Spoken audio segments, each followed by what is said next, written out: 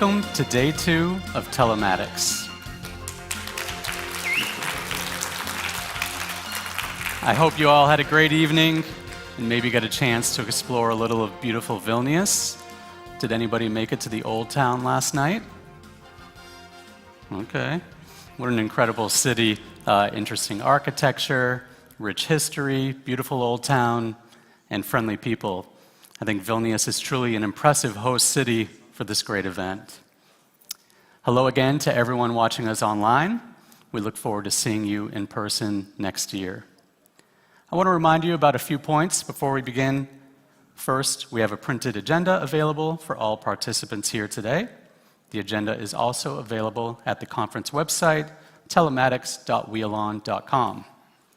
If you're watching our live stream, please find a link under the video. Today's events will comprise 2 keynote presentations from our Wialon team, followed by a block of presentations from Wialon partners and tech partners. We will have an hour lunch at 1 p.m. If you are watching us online, please do not leave the live stream during the lunch break. Yesterday in the online chat, we were asked if we could show the devices and software from our expo. So we listened to you, and today we will have a virtual expo tour coming up during the lunch hour. Following lunch, we will have 4 stages with simultaneous presentations. In this hall, our main stage, we will feature presentations from our technology partners and then a workshop on the Wialon mobile app by my colleagues. We will also have 3 more halls filled with workshops, so please check your agenda to make sure you know where to go. The workshops will not be live streamed as they are a unique experience for the participants here in Vilnius. If you have any questions during the presentations, please raise your hand or post your questions in the chat, and if there is enough time, we will relay your questions to the speakers. All of the presentations during the conference will be available on YouTube and at my.wialon.com shortly after the conclusion of the event. Also, don't forget to take photos or videos during the conference and share them in the WhatsApp partner chats or across other social media. And please continue to visit our hardware and software expo during the breaks. And of course, don't forget that we have a huge party tonight following all of the presentations, and if you know anything about our parties, you will not want to miss it. So we're going to start today with an important address on the principles of Wialon business development from the head of our Business Development Center, Denis Grebennikov. Denis has been with Gurtam almost 9 years and currently leads a talented team of more than 50 specialists across the globe. Welcome, Denis. Thank you, Andrew. Does it work? It does. First of all, I'd like to say thank you for everyone who showed up. Well, I can say I had my doubts, but like the very first presentation in the morning or the second day, what could possibly go wrong? But here you are, and thank you. I have quite a strange feeling now, because last time I presented on the stage like this back in 2019 and our last major conference in Minsk. And that was quite a conference. 600 participants, dozens of presentations, workshops, training sessions, parties we had never before. And above that all, the atmosphere of partner community, the atmosphere of friendship. It really felt so wonderful back then that partners would ask, what next? Sky seemed the limit. But it turned out that this conference will be the last one in 3 years. Next year COVID came, and then because of the local events in our home country, we had to leave Belarus, and now war is roaring in Ukraine. Considering all that, we weren't sure we will be able to relaunch telematics, and this is why the registration was opened rather late. But here we are at the hall of Telematics Vilnius 2022. Welcome. It's the second day, but still it feels different a bit. But atmosphere is the same, atmosphere of friendship, atmosphere of partner community. I am not a new face for the most of you. We've known each other for years. I don't know, like 9 years already. That's a lot for me personally. Some of you have been with Gurtam even more than that. But before you knew me as the head of business development for Russia and CIS, and now it is the first time I address you in my new role as the head of business development center, or BDC, as we call it internally. BDC consists of 11 regional teams with over 50 business development managers, and BDC is responsible for all business development related activities at Wialon. I'd like to say that it is the most geographically and ethnically diverse department in Gurtam. Our people work from Lithuania, Georgia, Poland, Dubai, Argentina, Mexico, Colombia, Belarus, Brazil, and the United States, which means we're present almost on every continent, though no one still in Australia and Africa. We'll see about that later, maybe. Today, I'm introducing the new Wialon policy we have developed this year. But before going further, I'd like to say a couple of words about our partner community. As you all know, right from the start, we've been putting a lot of effort into building of regional partner communities. And we have come quite a long way since. Yesterday, Sasha showed you the numbers of units in geographical regions. Now I have added to those numbers number of partners in those regions. We have over 2,400 partners worldwide. Over 1,500 of them work directly with us, and over 800 work through other partners. In fact, we'd be struggling to find a hall large enough to fit them all here in Vilnius or anywhere else, I think.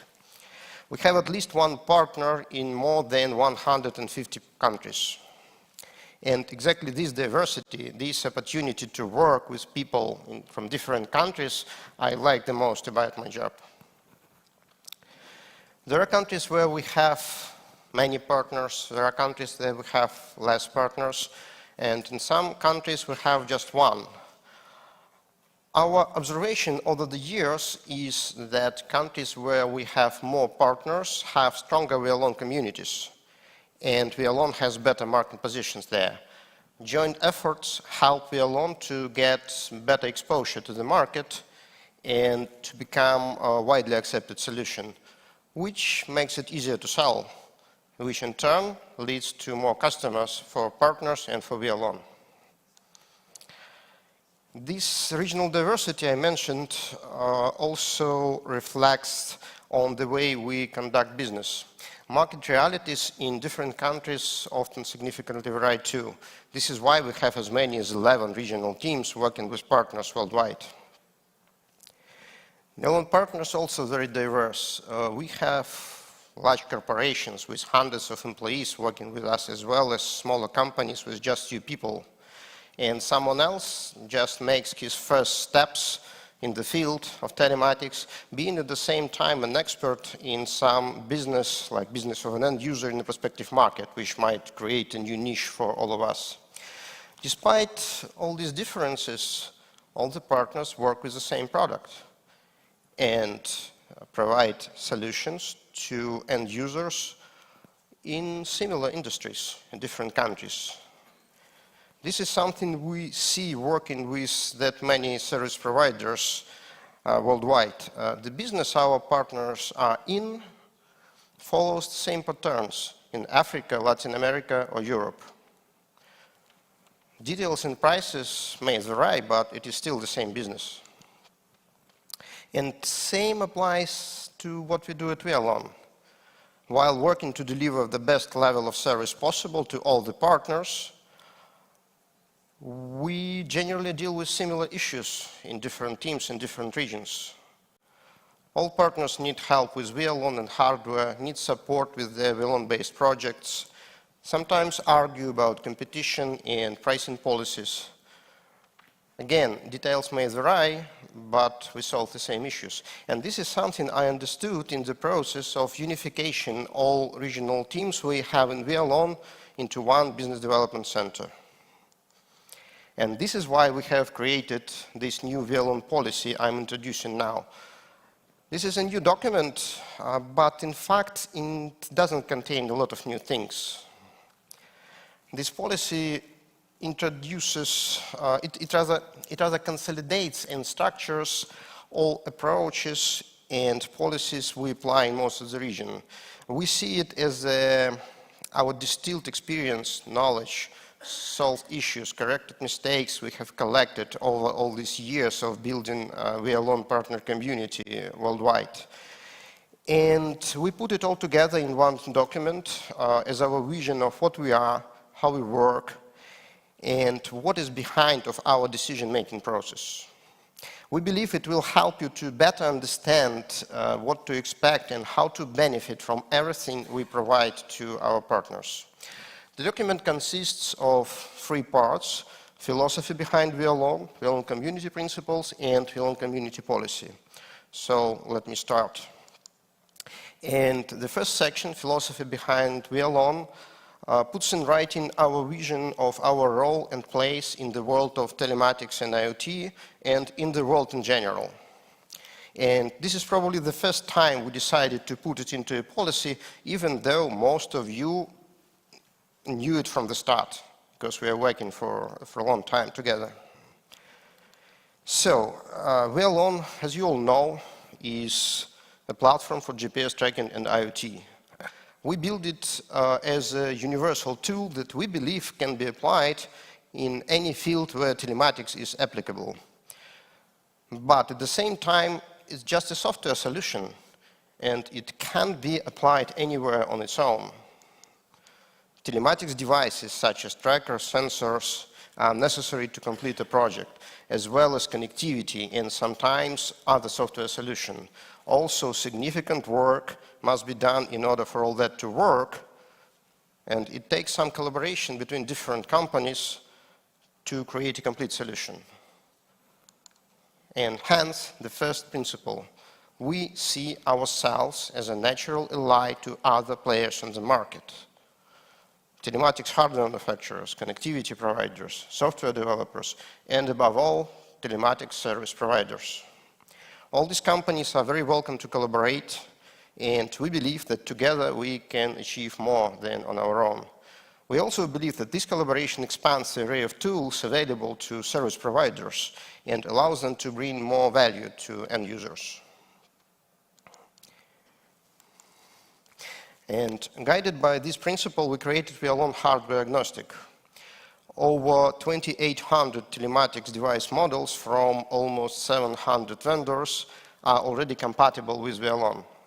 And our developers work every day adding new devices to this list. We also collaborate with various software vendors, as you all know. We've been working in this field for over 19 years and have accumulated broad experience which allows us to provide support, technical support, not only for Wialon, but also for its operation with different hardware devices. At the same time, we are a software company and will never attempt manufacturing hardware ourselves. And this is the second principle.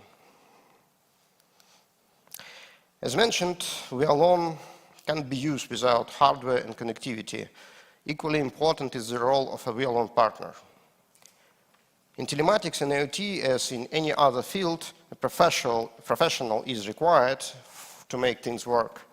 Hardware devices need to be selected, tested, installed, configured. Wialon also needs to be set up by someone. And above all, business requirements must be gathered, analyzed, and project goals defined before starting any of this. This is where a Wialon partner comes forward. Our partners are professional telematics service providers. They work with multiple end users in various business spheres in different countries, accumulating experience and knowledge on business specifics and best practices in solving company problems with telematics solutions. This makes them the right people to define the problem and to select and implement a solution for it. And Gurtam, being exclusively a software company, would never be able to provide this level of service to end users in so many countries by itself. This is why we distribute Wialon only through our network of partners. And that's the third principle. We never work with end users directly and are not going to do that in the future. And this is why I keep saying that the main reason for our success, our secret ingredient, isn't the product, it's our partner community. As I mentioned, our community unites over 2,400 service providers from more than 150 countries. It is the largest assembly of IoT professionals, experts in the world, and it is unique because our partners live in different parts of the world, communicate, share knowledge, and collaborate.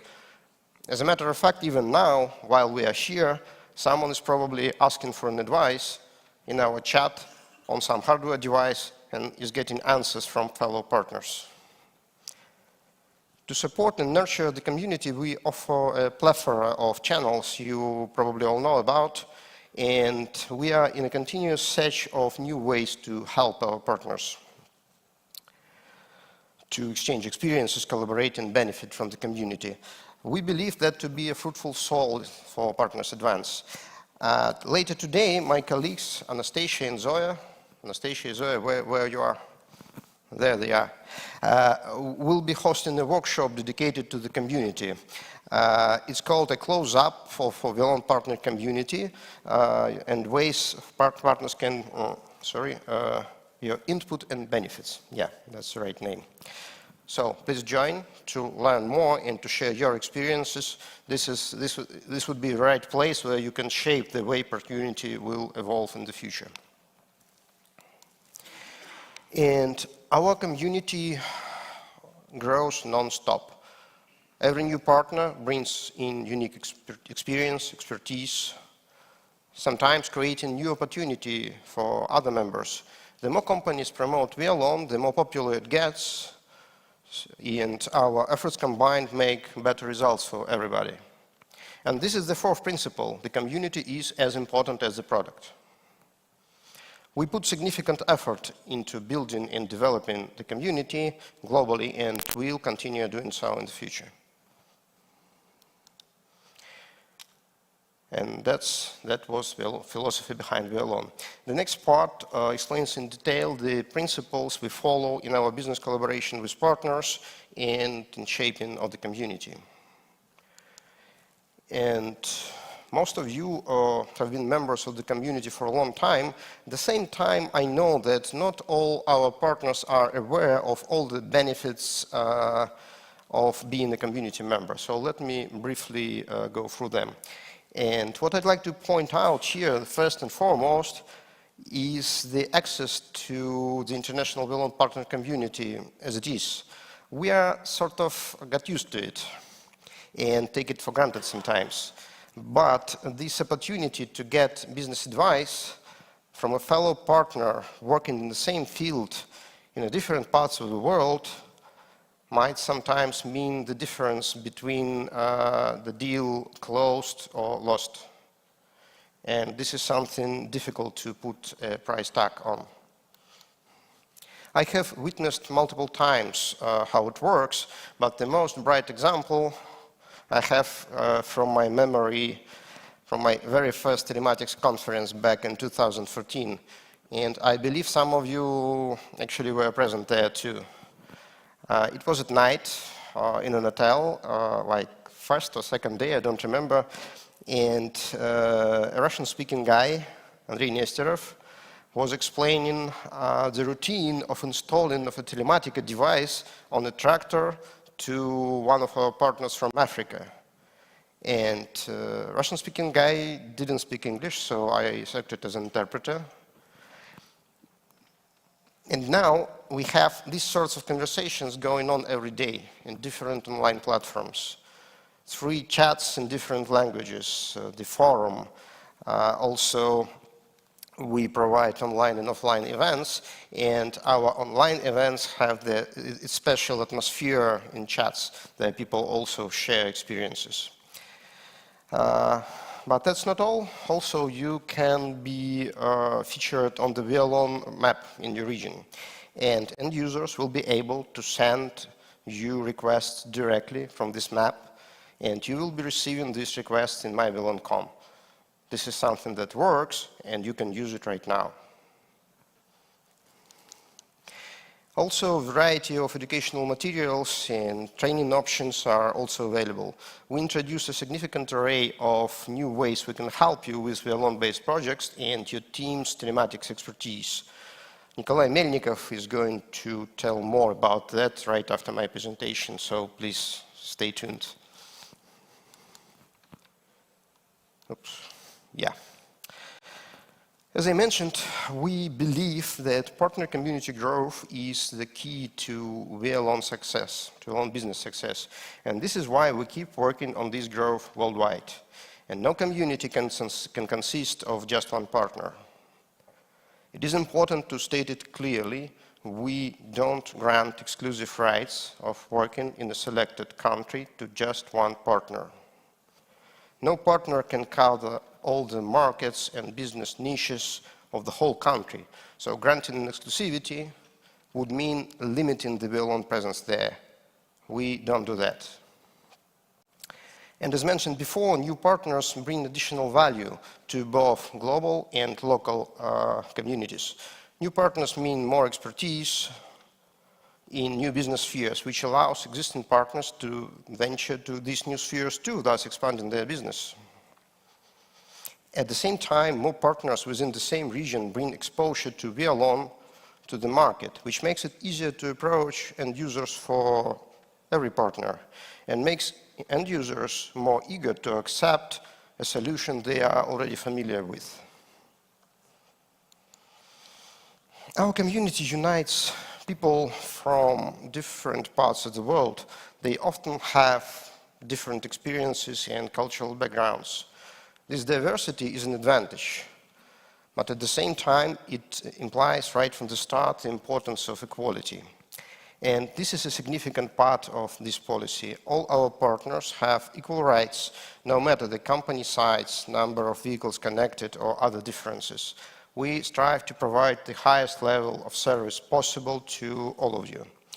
And we create equal terms and conditions for business growth for each and every partner in the same business context.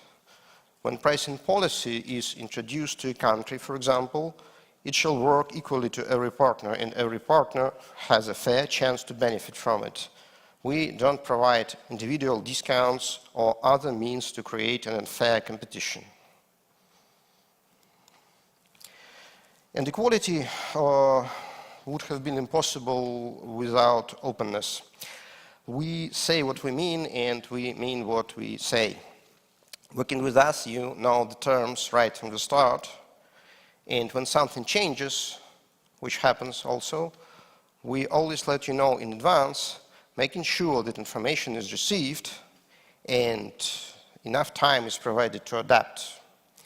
The policy I'm introducing now also has been created as a way to establish a transparent and clear environment for all the partners. And we are also open for discussion. And if you disagree with certain points or feel something isn't right, please let us know. But what is important to highlight is if this discussion results in changes to the policy, these changes will affect not just you, but the community, the whole community.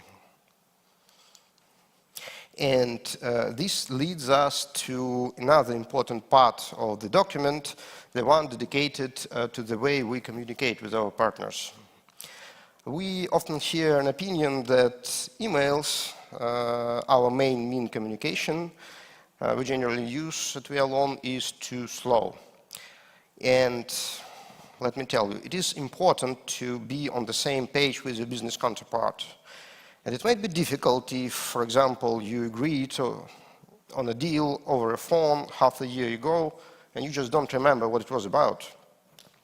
You will probably experience troubles delivering what you promised. Or you might have reached an agreement on WhatsApp, but your partner lost his phone and messages didn't sync. Might happen. Actually, I experienced it myself. And this is why we stick to email as the main tool for business communication. But that's not all. When you, for example, reach out to our support, your questions sometimes are rather complicated. And you may receive your answer over the phone and you will get help there and then. But what if you have this situation again? What will you do?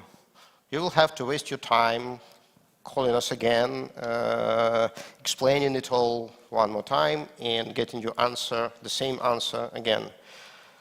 Email is something you can refer to refresh your memory. You will have it already, you don't have to call anywhere. Another disadvantage of communicating over a phone or a messenger is that you have just one person helping you. And this help is limited with what this person knows and can recall in this moment. Might not be enough. When interacting over the email, you have all Wialon team at your disposal. We pass issues between our teams to ensure the best and fastest way to solve the problem. When you wonder why your support specialist is taking more time for an answer than you expected, on our side, a team of 3, 4, or even more people is working on your issue to provide you the fastest and best solution. And that's not all too, because we analyze our work in order to get better. Our part of communication, all these answers of support specialists are being analyzed and feedback is being provided to those specialists for them to get better. And this is something we can't do with a phone call or individual chat in WhatsApp. And for us, it is an important opportunity to get better.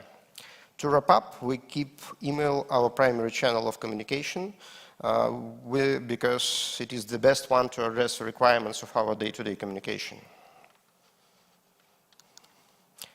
And that was that was the second part, yeah. The last part of the policy is the one you're actually familiar with. There you will find the document setting the rules of fair competition in your region. We created this policy to encompass the core principles we have been building our business and Wialon partner community for over all these years. Several statements listed here might appear new to some of you, and at the same time, you know many of these ideas perfectly well as you work with Wialon. We believe this document will help you better understand the motivation behind decisions we make and to benefit from Wialon and the community even more. The document will be published on mywialon.com on the 1st of September, so please keep an eye on the notifications. And as I mentioned, and as always, we are open for your comments, suggestions, and feedback, so please share. And that's it. Thank you.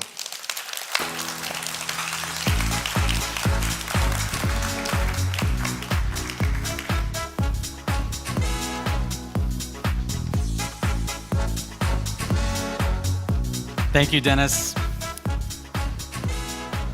As with any business, at the heart of IT services is the actual service you deliver to the customer. Our next speaker joined the Wialon team in 2021 with the goal of transforming the customer service experience for the better. Here to speak about the positive changes related to customer service at Wialon is our head of customer service, Nikolai Melnikov.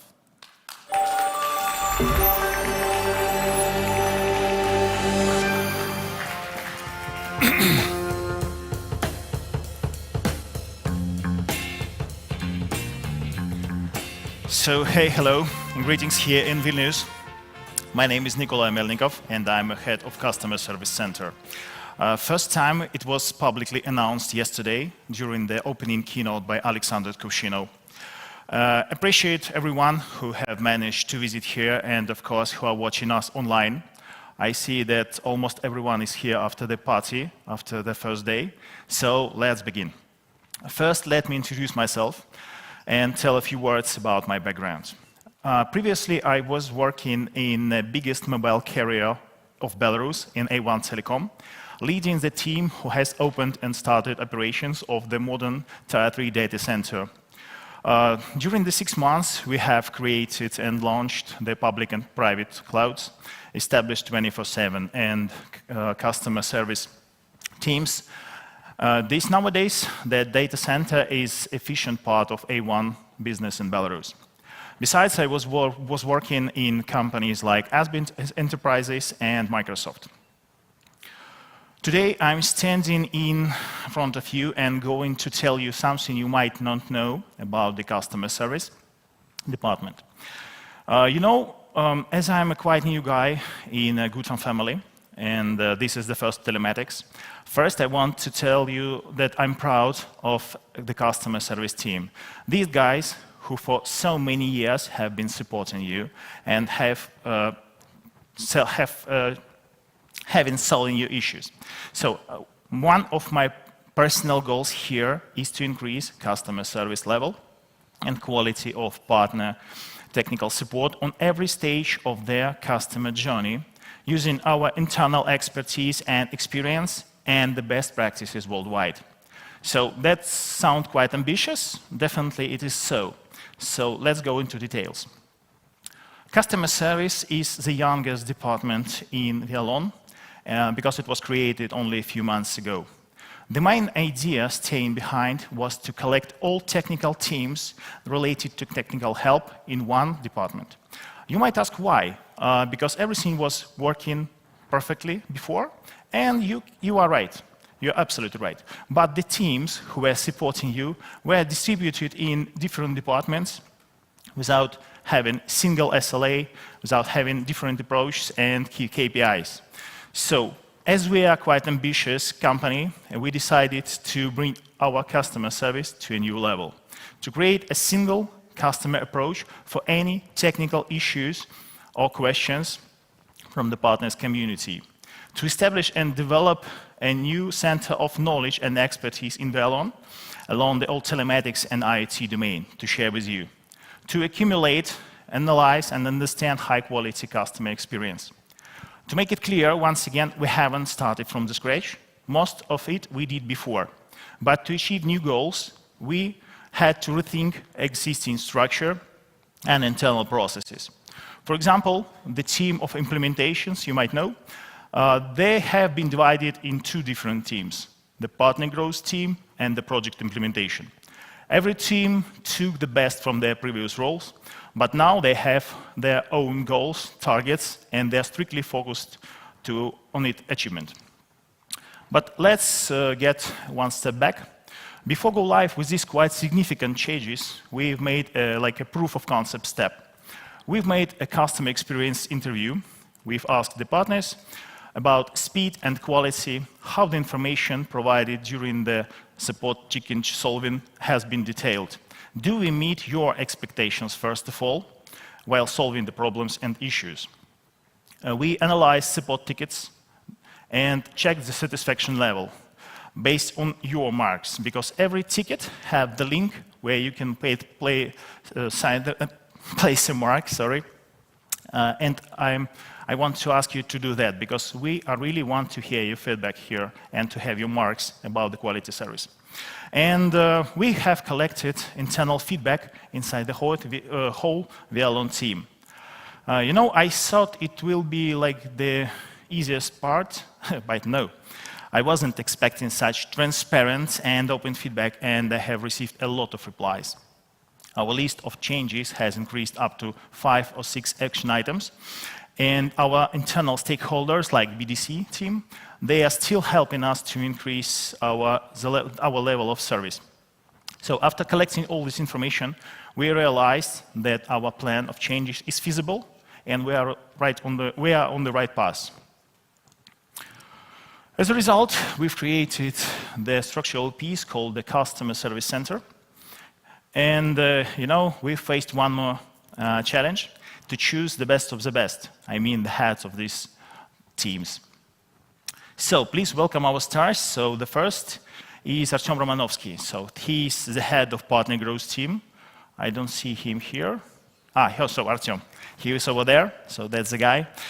So Artem has achieved a huge experience in Wialon while working as head of 24/7 support for more than 3 years. Based on his knowledge and experience, he helped us to build a training program for technical specialists at any level of knowledge. We will share with you a range of training sessions and other support that you could get from his team during the upcoming workshop at 4 p.m. So it will be in room ETA, probably, at 4 p.m. So looking forward to see you there. Next one, there's Andrei Mazhei, who has... he's here. Yeah, you need to... Yes, so Andrei is head of the project implementation team. And previously, Andrei was the head of implementation team that covered Europe and APAC regions.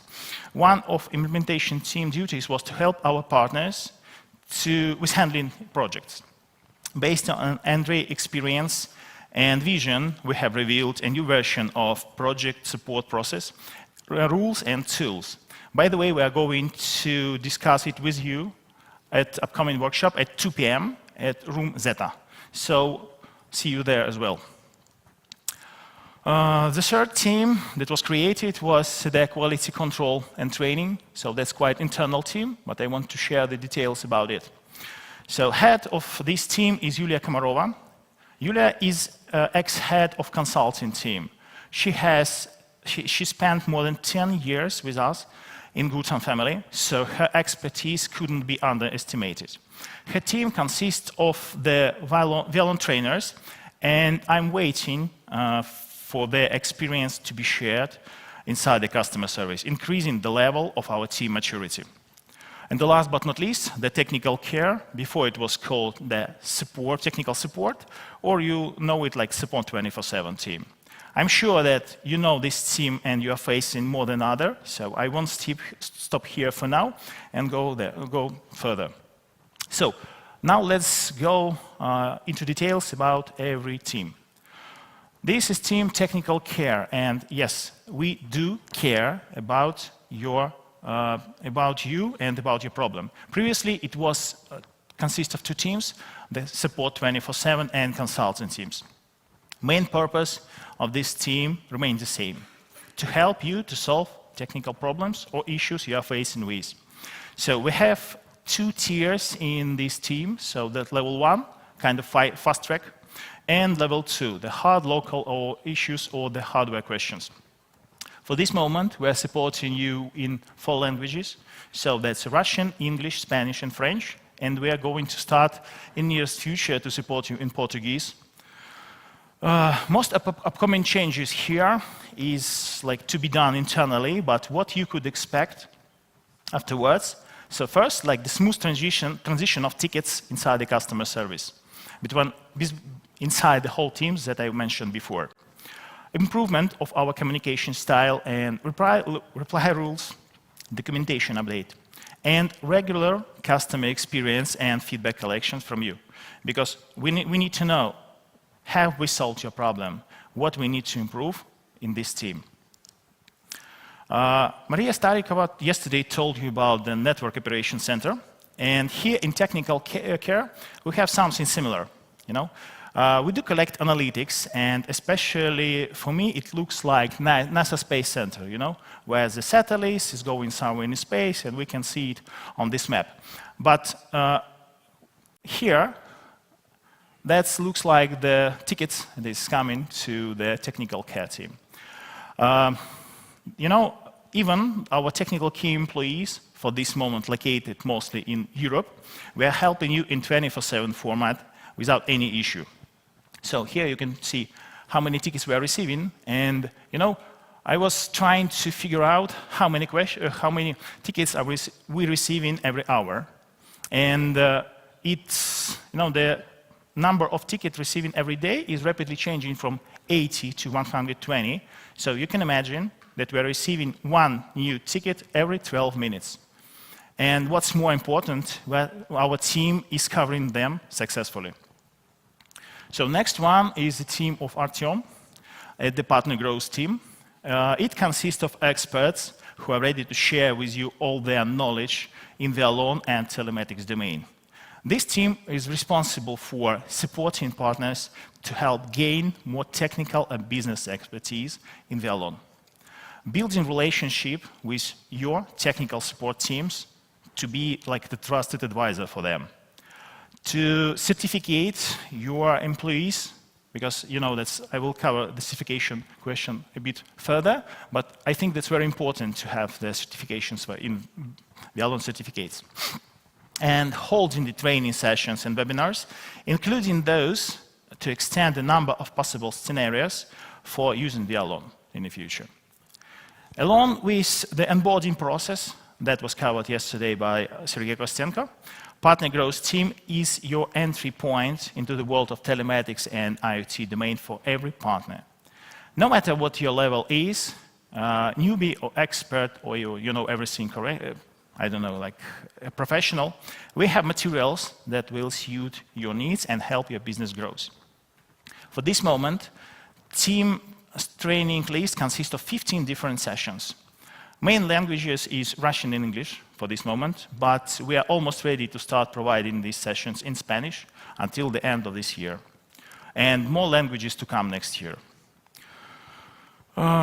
Sergei mentioned yesterday that, do you know what percentage of the existing Wialon functionality are you using? You know, I agree with him because not every partner knows all the basic functionality in Wialon. And the partner growth and their trainings is your chance to change that. So I want you to remind that PGT, that's a partner growth team. For now, they have done more than 450 sessions. It's less than in 4 months, and they covered more than 1,500 internal requests. And of course, why I mean the certification, we can certify your specialists and issue a Wialon certificate. For the last 3 years, more than 1,500 of certificates has been issued by this team. In 2020, it was the highest number, it was 720 certificates. In 2021, during the COVID, it was less, it was 490. And this year, at this moment, we have issued more than 400 certificates. I want to raise your attention that only 15% of the guys who are trying to pass the certification succeed. So let's increase this number together with Partner Growth Team. They can train your employees to pass the certification. As a next step here, we are going to develop and provide training on business niches. So you will have a chance to increase your business scenarios.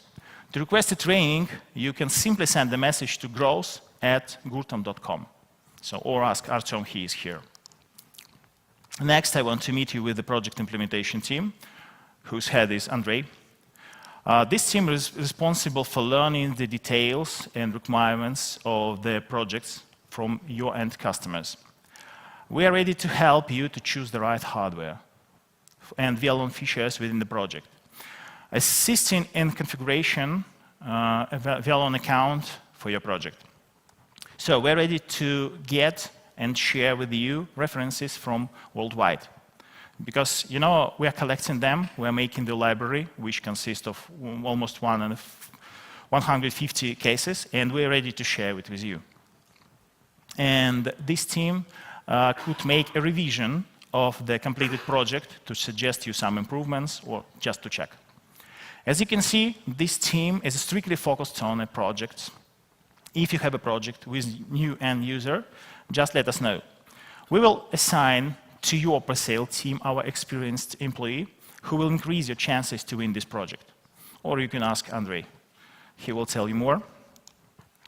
So, starting from the beginning, we have more than 250 projects in our joint partners pipeline.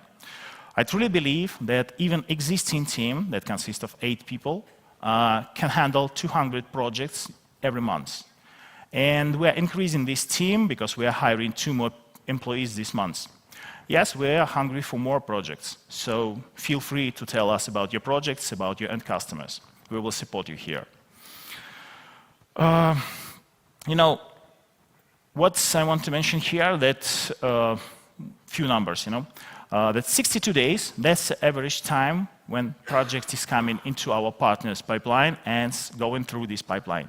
We have more than 10 stages, and we will share it with you at 2 p.m.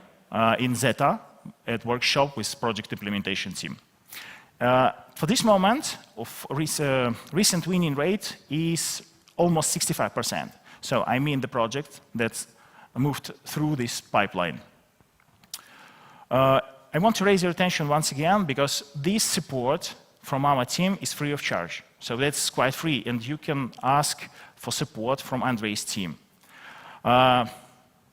PIT letters, you know, I mentioned that PGT, like Partner Growth Team, that was previous team, and this PIT, Project Implementation Team. They are quite different in their duties. So, their email at project@gurtam.com, so you can ask support there. And of course, you need to, Andrei, I lost you here. So, this guy, Andrei, he also is the chairman of the Project of the Year, and his team is quite busy analyzing the collected projects. But for you, who is sitting there and who is watching us online, you know, we've made one exception. You can submit your projects until September 1st. And you remember the secret word, yeah? Alexander. You spell it correctly. So here I want to show you how we're working with the partners, starting from the lead, because we're trying to help them to understand what is Wialon.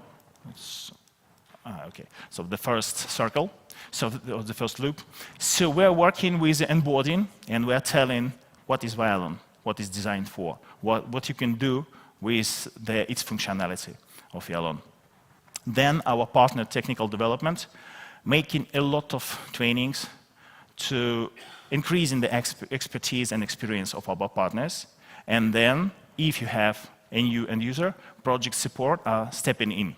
So these two teams can work with you at the same time. So they're not working like first team, second, no. They're working at the same time because they have different duties. So the team quality control training. You know, this team, there was a joke that they are gods of Wialon, but you know, that's not a joke, because these guys are most experienced guys in Wialon among the whole customer service. Also, I can name this team like our conscience, because to do all these changes without proper quality control, that would have no sense, you know. And some responsibility of this team to make a regular check of our replies quality. Because we need to understand and we need to provide you the better quality of replies if you're asking some help for support. We've done 2 quality checks already and are going to do it and going to process it on a monthly basis. And this team will create a personal training for every customer service employees. They are working like a training for internal employees and sharing and spreading their experience inside customer service. So that's how the customer service looks like. That's quite kind of loop. Because we need to analyze all changes that have been done by any team and to propose the next one. I mean, the general roadmap of changes that we have in our department. Using the expertise of the heart of our department, the quality control and training team, we are going to improve our help center as well and increase your satisfaction level with all customer service team. So, we have a lot of ambitious targets and goals, because these structural departments, I believe, will help us to serve you better and faster. So you can rely on us in any case you will be facing. And our plan is constantly increase our team knowledge, experience, expertise, because it will cause the quality of quality improvement. So here I want to share with you few doubts I can say that I have faced with for the last few months.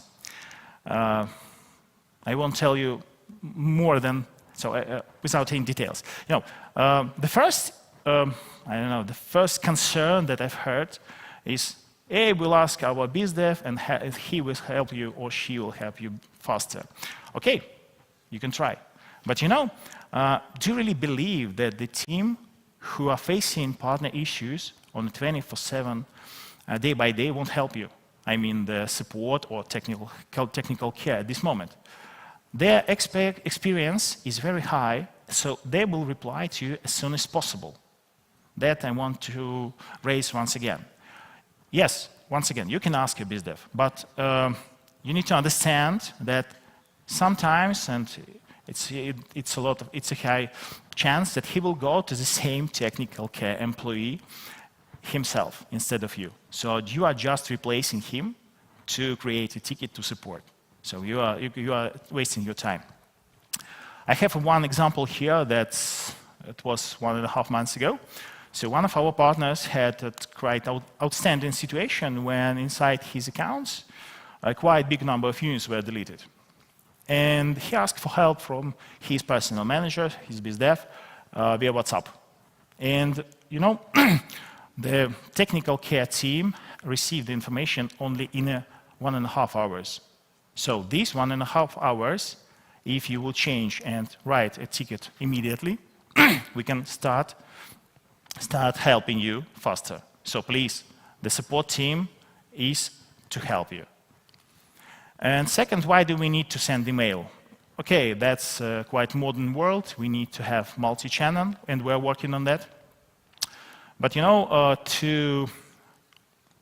when you are trying to talk at the same time and try to change something, I don't know, in Wialon, try to solve any problems, that's not a good way, because you won't save this information and won't share with your colleagues, first of all. So you will solve one issue, if you will be very lucky, because you are listening and trying to do it at the same time.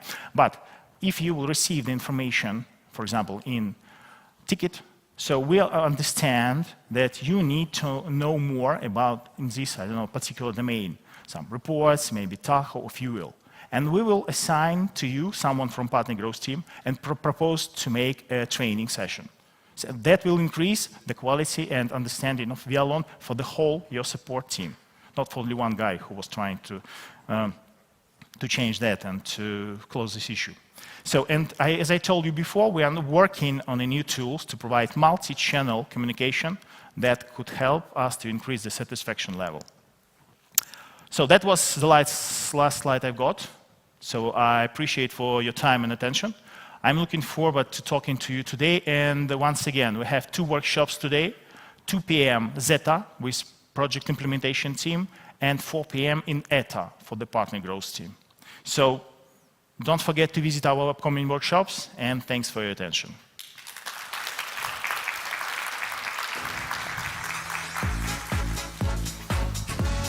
Thank you, Nikolai. We will now begin a block of presentations from our Wialon partners. First, please welcome Walied Elbashir from Inbound in the UAE, who's going to discuss fuel economy and its impact on fleet operators.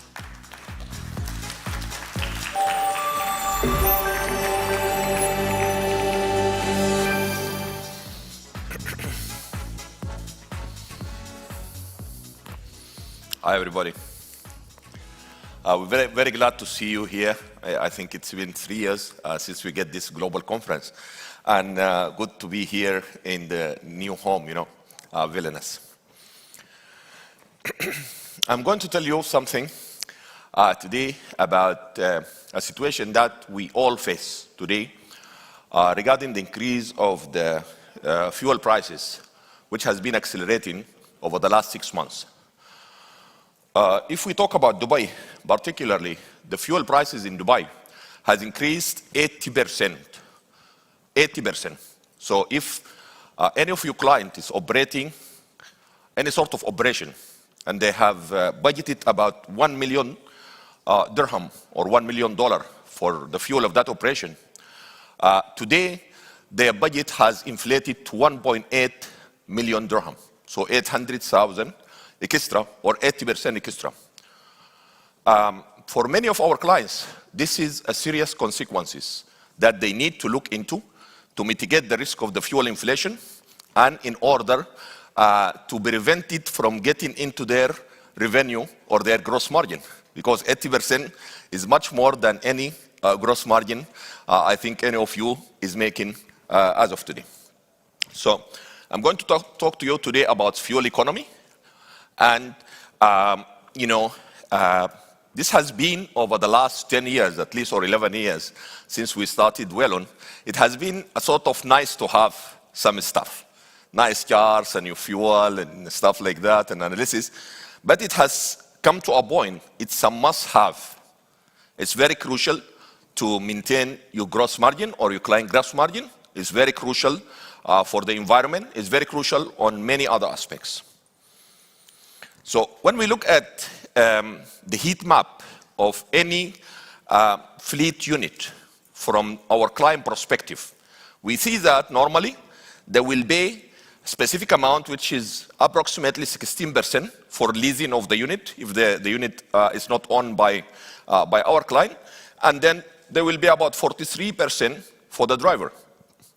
Then again, there are costs like fuel, 22%, maintenance, 10%, insurance, 4%, tires, 2%, toll, 2%, permits, 1%. And this keep on plus and minus from region to region. But those are like sort of standards. So if we eliminate the drivers and cost of lease, the rest somehow we could manage or optimize through the technology and through the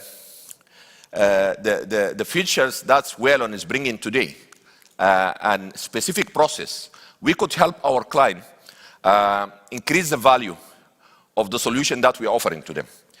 So based on that, if we look at this chart simply, it has like engine hours, the blue ones. Then we have got like the stops and the trips.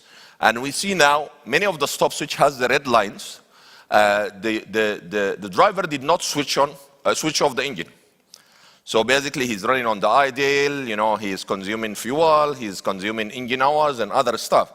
And how could we eliminate those small red intervals? Because it accumulates. So if it accumulates, having a 15-minute a day, this will cost about 2 years back in Dubai. It will cost about 2 dirham per vehicle or per unit. Today it costs 5 dirham. And I intended not to update this to give you the freedom to check the magnitude based on the inflation of the fuel prices in your respective countries. So for us, this client was budgeting for 2 dirham for a 15 minutes idle. Today, it has increased to a 5 dirham. And then when we look at 600 cars for 15 minutes, this is about 1,200 dirham a day. And then looking at 600 cars for 22 days a month, we're talking about 26,000 dirhams. And for the whole year, for like 600 cars, it's 316,000 dirhams. This is only for 15 minutes of idle a day. And 15 minutes, it's easily distributed in 3 or 5 traffic lights. It's just like 2 minutes in this traffic light, then another 2 minutes in this traffic. So this is nothing. We have got clients who have 50% of their engine hour as idle. 50%.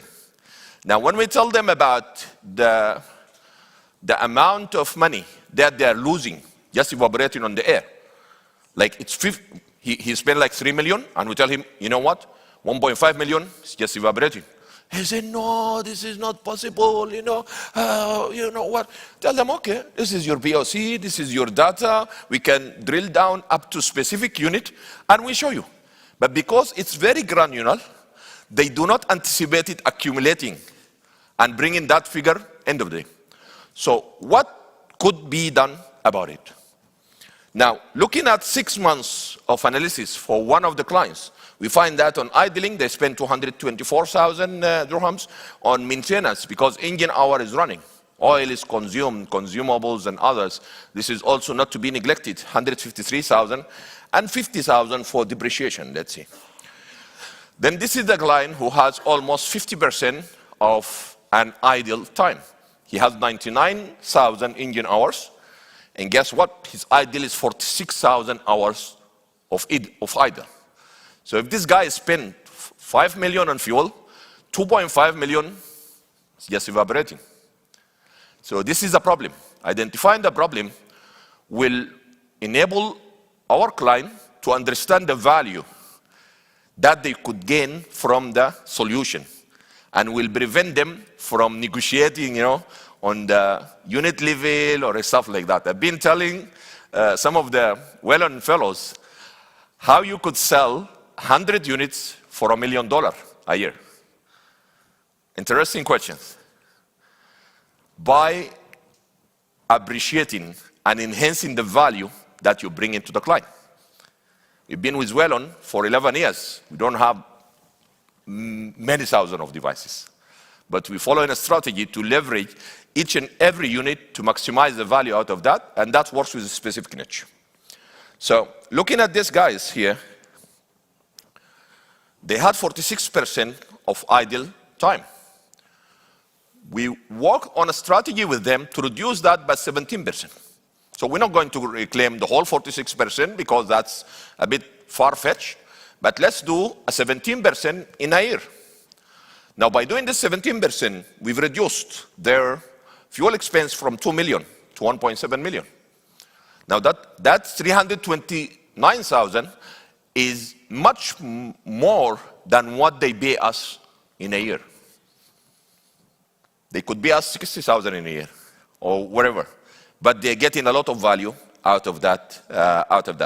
When we look at the maintenance as well, we managed to reduce it from 726 to 463,000, saving them another 262,000 in maintenance.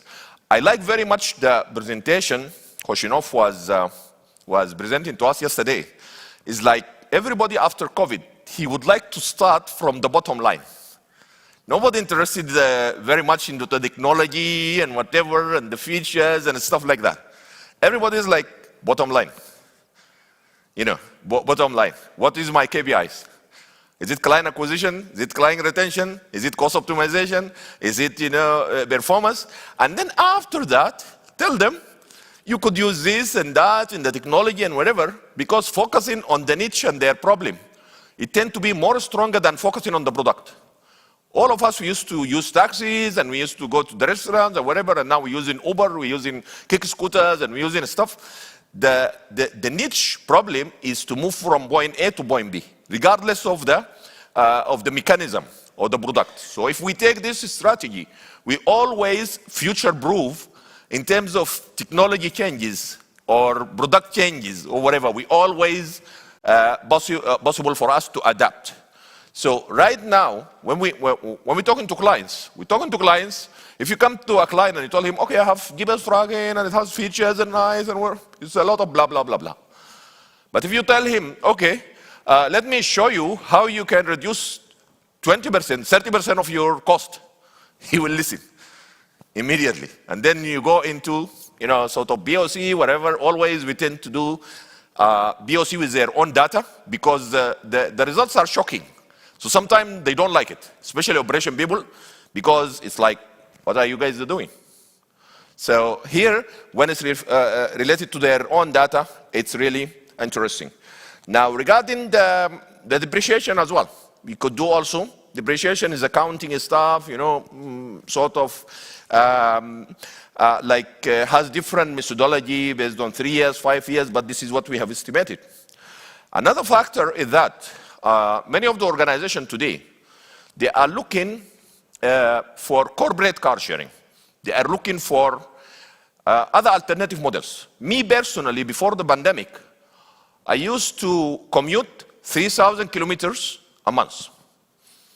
Then when it was really like lockdown and stuff like that, we went down to 800 a month, 800 kilometers a month. And then now it's average 1,200 kilometers a month. And this is happening to many other organizations. So at least in Dubai, if we look at a parking lot for any large enterprises like telecom operators or whatever, we see a lot of cars that are just idling there. Because basically if they are doing 4 or 5 meetings earlier, they're doing 3 of them in Zoom. So they do not move. When we estimated for this client, we find only 13% of the 24 hours time is used. The engine is on only for 13%.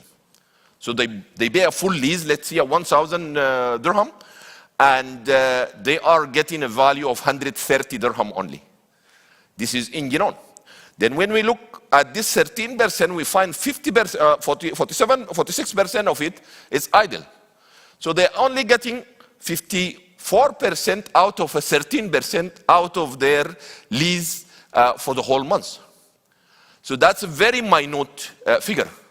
Then we could introduce, corporate car sharing, corporate, ride hailing. So to make sure that their vehicles, which are leased in an annual basis, those vehicles are being utilized more.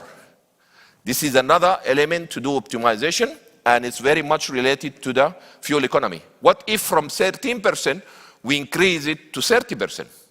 So every 2 guys or 3 guys are using the same car, but they have a mechanism to book. I have an outdoor meeting, outdoor sales meeting. So I book in the morning this guy, in the evening this guy. How much saving that we could generate for our clients? Now, maybe this is not the case for many other countries, but for us, transport industry in the Middle East, it's not a sophisticated industry. It's still way behind in terms of digital transportation. So as experts who can give them some sort of advice, these are areas where we can really help them, and we turn from being a vendor to being a consultant. That they call you and they tell you, okay, we have this issue, our client have this issue, how we can do about this issue, and stuff like that. And I think this is very important in customer retention. Again, out of the 30%, if we increase the motion to 90%, and we decrease the idling to 10%. So even if we have corporate car sharing, the guys will not be the guys, like if the driver is taking somebody to a meeting, we make sure that he does not switch the engine and sleep in the car. Now, in Dubai it's very hot. It's very common to get into any parking, and you find drivers, they put in the car on, AC is on, and he's just sleeping for 2-3 hours till his boss finish the meeting, and then he'll come. That's about, how many, like 4 liters per hour. You're talking about 16 liters by that specific segment. Another thing is the speed. Speed also is very much related to the fuel consumption. And we see now for this client, for example, we're talking about almost 6,000 speed violation for this client. And regardless of the cost of these violations, if it has been caught, every violation has been caught, we see now the speed also contribute into a higher fuel consumption. As we see now, speed violation 6,500, kilometers 1.2 million, and engine hours 99,000 hours. So how could we utilize those metrics together into improving the fuel economy? And driver behavior is an important element here. It's a very important element. That's why if you get the driver behavior right, you will also get into the economy mood in most of the time, not like acceleration. The acceleration, you get into economy mood. And in some cars, this can save up to 40% of the fuel consumption. This is some of the analysis, we've done for some of the clients. If hypothetically, we are selling a specific unit per month for 50 dirhams or $50 or whatever. Now, what they are getting, what they are losing in fuel, it's like 500 or 600 or 700 from that month only. So they're getting 10 times what they are paying for, just because they have followed up this strategy. And then, yeah, we utilize some tool. We've got a fuel module in which integrated with some of the fuel provider that can get you the fuel files in. If you're using CAN bus, then you can get it from the CAN bus and different methodologies. So if you are not having a CAN bus or you're not able to get a fuel sensor hooked into the device, you can just import and export the fuel file that you get, and then through that you will be able to look at telematics from bottom line point of view. It's very nice to have, how many like hours and how many, engine hours or idle or whatever. But when it's turned into money, then we will pay much more attention, especially, clients who are looking to optimize. So this is my presentation for today, and I thank you very much for the opportunity, and glad to be there with you. If anybody has any question, we'll be able to address.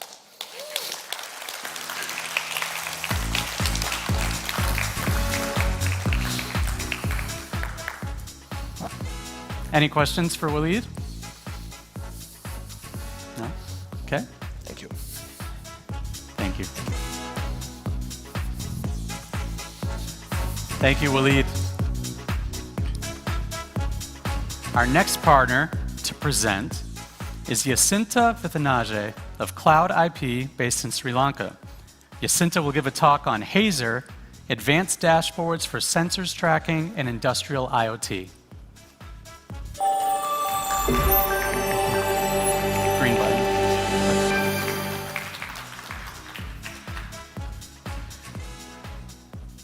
Good morning. So my name is Yasintha. I represent KLOUDIP. HAZER is an IoT application which brings different type of sensors, devices, and also the analytical information that you can visualize on in forms of widgets or charts, and in mobile apps as well as on web interface. So you can see how your sensors behaves immediately on dashboards, where it can show you sort of color-based conditions based on the sensor parameter values. And also you can configure automation, where the system can take care of certain events based on the behavior of the sensors. So, like, we work mainly with any IoT device that's available in the market, and apart from that, we support HTTP or MQTT to get data from other platforms or the custom-made devices. Who needs HAZER? So, now the IoT industry is changing. So earlier we looked at devices and few sensors, but now the requirements are growing, and you have more and more sensors coming. So we need something more practical and easy to view on in form of the widgets, and easy to read sensor information rather than looking at like text form of information. So HAZER, it allows usually to communicate between machines and humans, and also to machine-to-machine communication. So example, if in a warehouse or a vehicle, if the temperature drops, so like it exceeds the required level, it can turn on the HVAC or a dehumidifier to control the bring the condition to the required threshold. And also it allows you to manage sensors, the counters, meters on one screen. And also we have the shared dashboard feature, where you can create a dashboard and then include some sensors and share it with multiple users, so you don't have to repeat creating different dashboards for users individually. And also Another advantage is here we allow you to share the sensors, not the device. So for an example, when you connect multiple sensors to one device, and maybe you want to share it with different users, so based on their the operation functionality, so here you can share the sensor, not the device. So you have the sensor monitoring. So you can see we have different sensor types. We have the most basic tile, and then you have the linear gauge, simple gauge, and all that. And also whatever the sensors that you create on web application is automatically synced with the mobile application on iOS or Android. So you can see all the real-time information, and also if you want to look at the real-time information from a sensor, you can click on, there's an icon there. It's not much visible here, but you can click there, so you can see the live data from the sensor. And also you can click on a quick button to get the sensor log for a required period from the same interface. You don't have to go to reports and run it separately. You can do it from this interface. And also we use, we have two separate dashboards type. One is for monitoring sensors, which we showed you earlier, and then we have insights board. So this is where we do you can build your own charts, so it's more flexible.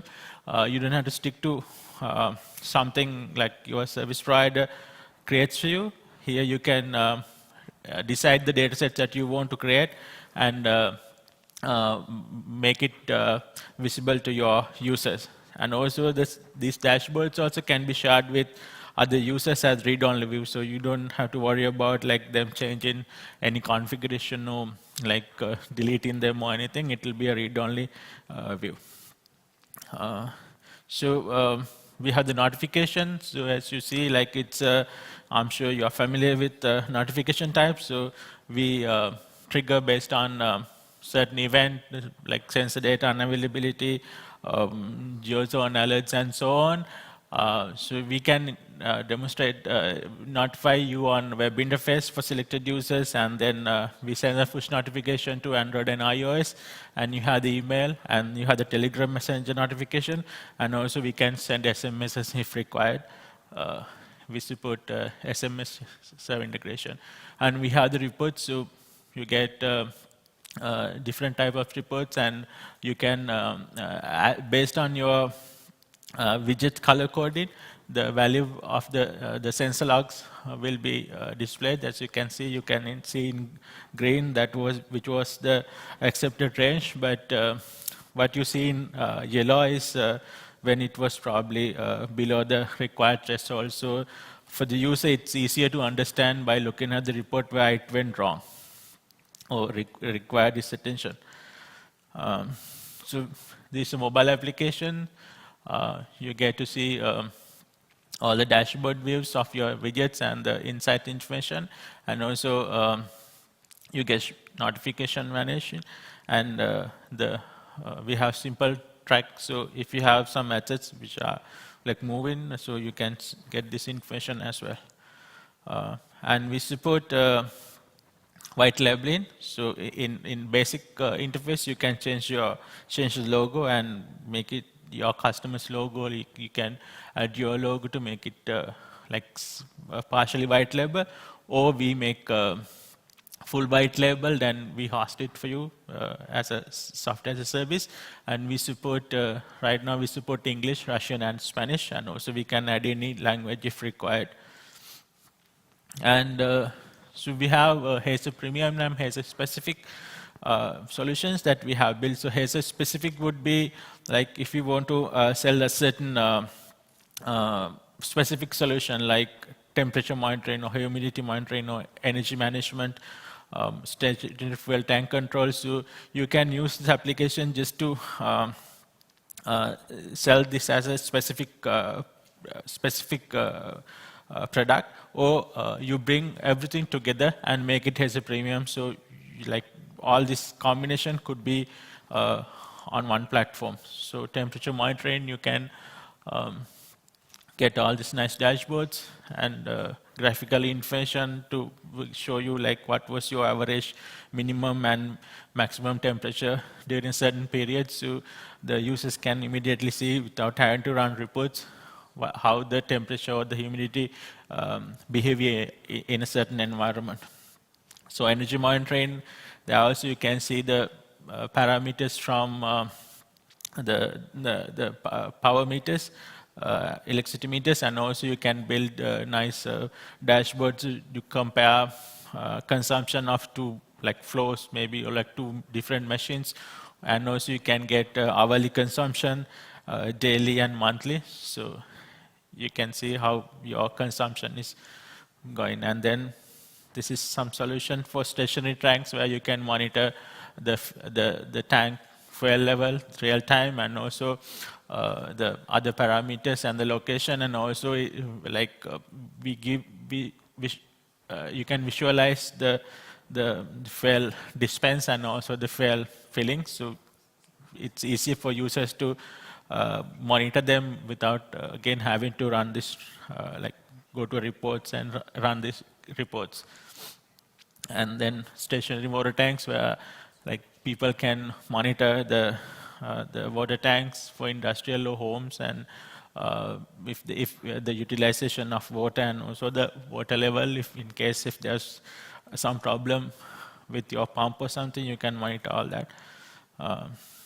And also for fleets, you can monitor your consumption and the fuel tank levels and the total fleet's fuel. So again, you can compare, you can make dashboards to compare consumption of different vehicles and so on. And machine hours monitoring, again, you can, so it could be like any machine that you want to monitor. So you can get the parameters from your machine to here via a custom-made device, or like some popular telematics device or from another platform. And then you can see the parameter values real time, and also you can build insights boards to get the information about the production hours, the utilization of certain like fuel or something, and then the idling hours and breakdowns and so on. And then we have the basic track and trace as well. So this is mainly for like moving assets. So here you can treat the track, simple track and trace, mobile as well as on the web interface. You get the mileage, where it moved, the stops, and your fence in and outs and all that. So it's basic track and trace. And then this is a case where we did in Sri Lanka, to like where we combined Wialon and HAZER together to win a project. So here what happened was, initially DHL had few fleet of vehicles and then few warehouses, but then later they expanded their business and added more warehouse space, and they started renting this space to different companies. So they had like BLE or like wireless sensors connected to one hub, but these sent third-party customers.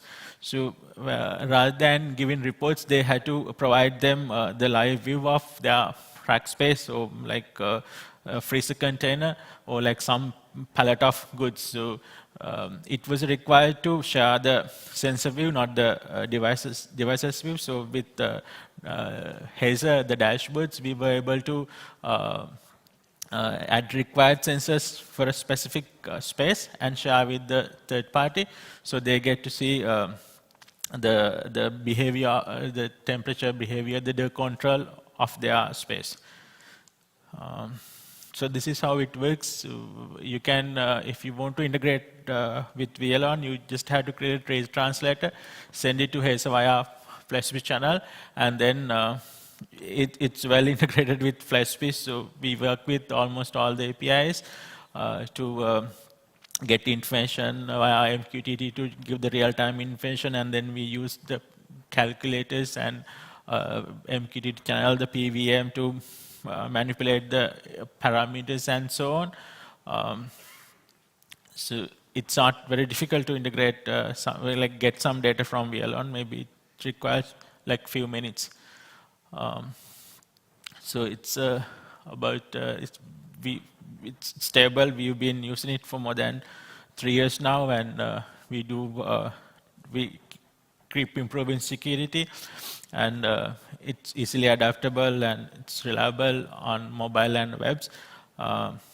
And hardware, we support any popular telematics hardware, and like if there's anything that you need to connect from a different platform, you can send this data from HTTP or MQTT and get this information in HAZER within a few hours. So we had some experience connecting devices from Monit and also Things Network, and from some other custom made MQTT applications where they just needed some application to visualize data like quickly. So we were able to do this within few hours and provide information to these clients.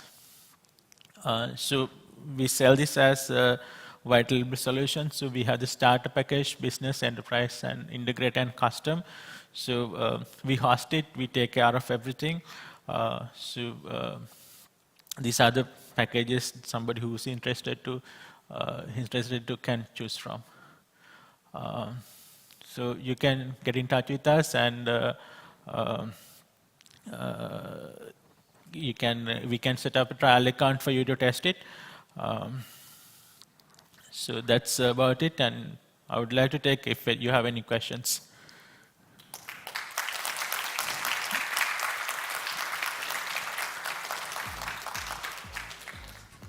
Any questions for Yasintha? Any questions? No? No? Okay. Thank you. Thank you. Thank you, Yasintha. Next up to present is Maxim Kasatkin of GetGPS. His topic today is Repogen, creating complex reports and maximizing data accuracy, a new web service for Wialon integrators. Green bar.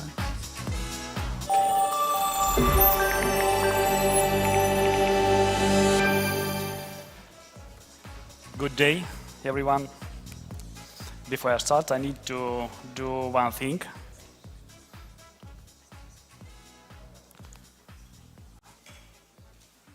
Thank you.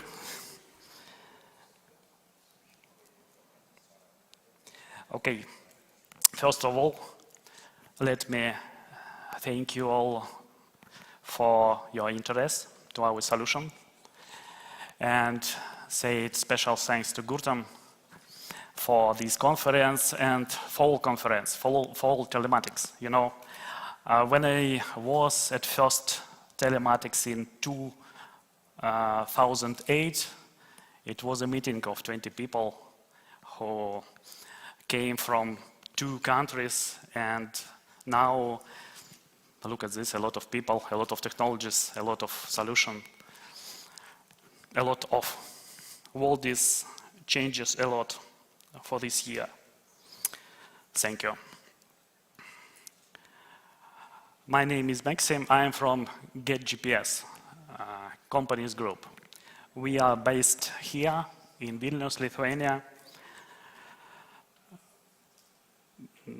And like most people here, we are connecting units to the Wialon around the world. We are Wialon integrator companies. In this presentation, I would like to share our experience with development complex reports for Wialon. I got to tell you that one thing, a few years ago, we opened our own development center in Pune, India, and starting working on the software development project. We are making different software projects now. And need to say that the 80% of requests for we getting in this year, it was request about development of reports, of local complex reports. And this is not surprising because Wialon is a very powerful, very nice, very cool software, but the report constructor is a little bit restricted. You cannot to add any data to Wialon from third parties. In the beginning, we was creating a separate scripts or web services that generated just one specific report for every customer. But with increasing quantity of working scripts and these services, we got a lot of folks to save all of them in working condition. Here you can see the real questions from technical support guys, from clients, from managers. We was making one script for one report, and it was not good. So we create a web services report generator, Repogen. I should explain that then I say report, I mean report template, the code, the algorithm that generates the report itself. Repogen is the web service where we can create, save, send, and organize access to any kinds and quantity of complex reports templates. The service using modern technologies, it can work with any external or public API or takes data by other ways.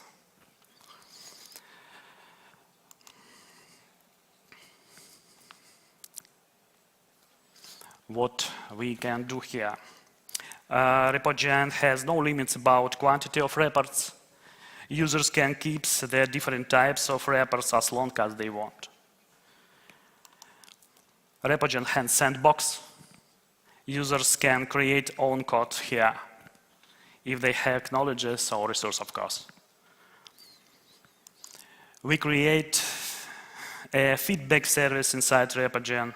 Users can order needed report template by request from Repogen account or get detailed answers from our skilled technical support. We have a good role-based access control. Groups of users and permission levels that we made here helps to efficiently manage access to read and organize reports for our employees and clients. We can create any forms of reports here that meets the necessary requirements of the project. And let me give you a couple of examples of Repogen units using. In this case, we enable for customer to assign, reassign RFID to the driver and link and unlink RFID to the forklifts. We take data about drivers from Wialon, but the access rights we create in Repogen. The user can manage access here and send in new rules to forklifts, control access devices from Repogen directly. In this case, we compare data from several absolutely different systems, from fuel card providers and data from Wialon fuel sensors. And one more thing, in these two solutions, we create a separate login page for users and use different domain names. In fact, it looks like a separate web services, but base of project is Repogen. And let me end by saying that the Repogen was creating for solves our clients' challenges with using data science in project with Wialon. This is instrument for integrators. In general, we can do anything with data in Repogen. No any limits here. We are developing and using Repogen about 2 years, and now we want to offer you to use this service with us, absolutely for free. We take charges for report development only, but Repogen is free software. We are starting a closed registration for integrators. Please welcome. We will be happy to get any constructive feedback. Thank you.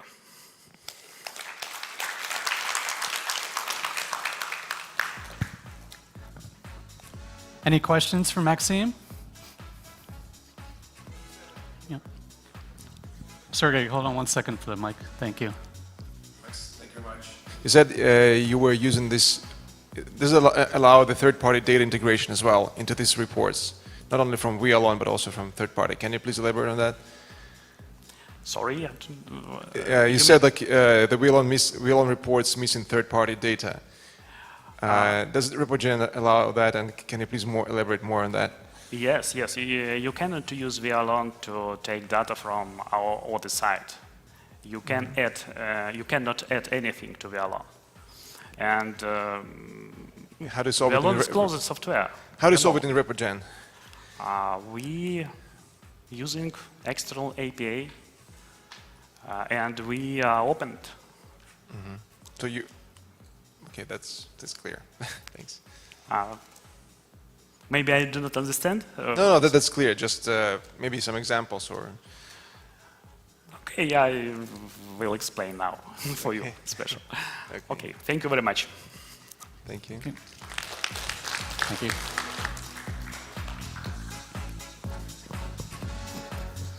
Thank you, Maxim.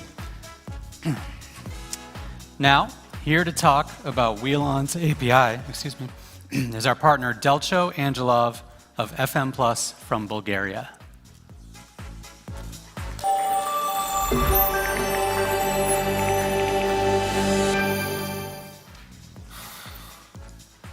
Hello, everyone. Glad to see you all at the Gurtam conference. We have met each other with many of you in the previous years. Happy to see you again. At this conference, we will present you about some opportunities using Wialon API, Wialon unit grouping, and we will see how, with building relatively simple database, we can deliver fuel consumption reports. And fleet management reports to your customers in a way that is very likely to make them happy.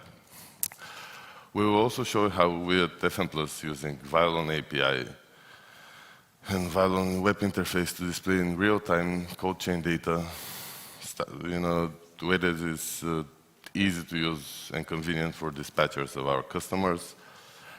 And basically, we have developed a fully functional TMS system using Wialon API. In this presentation, I will show you how we used Wialon API and Wialon unit grouping to create some reporting features and to lay the foundations for building a dedicated business intelligence data model that can be used by customers to slice and dice fuel consumption data and vehicle maintenance costs, and at all times to be able to break down the data by departments or other organizational units in your customer company. In our opinion, this is something that is quite appreciated by medium and large companies because it helps them a lot to create budgets for their fleets. By the way, we at FMPlus are working on creating a fully functional fleet budgeting tool that will help to build cost projection for vehicle fleets based on history of expenses and create different budgeting scenarios for the management of medium or large fleet corporations. We will also show you our module for automated ETL, extract, transform, and load the fuel data files created by gas station chains like OMV, Shell, etc. And in the end, we will show you how we use the Wialon web interface to display cold chain status data for our vehicles in a way that is very convenient for dispatchers. On this side, you can see the system architecture and how we have integrated our modules with Wialon. As you can see, we have built an application database that we are using to store tracking data, fuel consumption data, all fleet management data, and all data collected from different sensors installed in the vehicles. In this case, it's a cold chain data, but it could be any kind of sensors. Based on this, we have built a business intelligence data model that is regularly updated with new data collected from different data sources, like Wialon API, flespi API, or user interface. This data model supports a rich collection of interactive dashboards that help customers analyze their cost and usage of their fleets. The data model is independent and can be deployed and hosted on a different machine, separate machine. If your smart reporting tool supports it, you can make available this dashboard on a mobile device. We have built our own web service that uses Wialon API to store, to run queries on Wialon and collect regular new data that appears on Wialon. Well, we all know that Wialon API is very user-friendly, very well documented, and it's quite possible to develop such service. Now let's explain what is a multi-level hierarchical grouping. It's a way to logically organize the vehicles in a customer's fleet following the structure of the customer organization. So if your customer has multiple departments that own vehicles and they are further broken in sub-departments or other organization units, you will be able to represent exactly the same structure in your database. This way of structuring that follows the structure of the customer company makes all your reports very intuitive because the people working with those groups would use the same name that they use in their everyday work. Creating such multi-level grouping is not very difficult, and if you're interested, it's easy to do it. The main benefit of using multi-level hierarchical grouping that matches your customer organizational structure is that it makes your user interface and reporting very intuitive for the people working with it. Another benefit is that units in the same organizational unit usually have the same business function. For example, distributors' vehicles are one branch, marketers are the other, and so on. The third benefit is that it makes it very convenient for you to set access rights for different users that need to see different parts of the organizational tree. It's not easy to create a mechanism for importing field data that is compatible with different data formats. In FMPlus, we have invested a lot of time and effort to solve this. We have managed to solve it for the bulk of cases. The first requirement is to be able to automatically import the field data is to have an algorithm to determine the values of all important data fields for every refueling.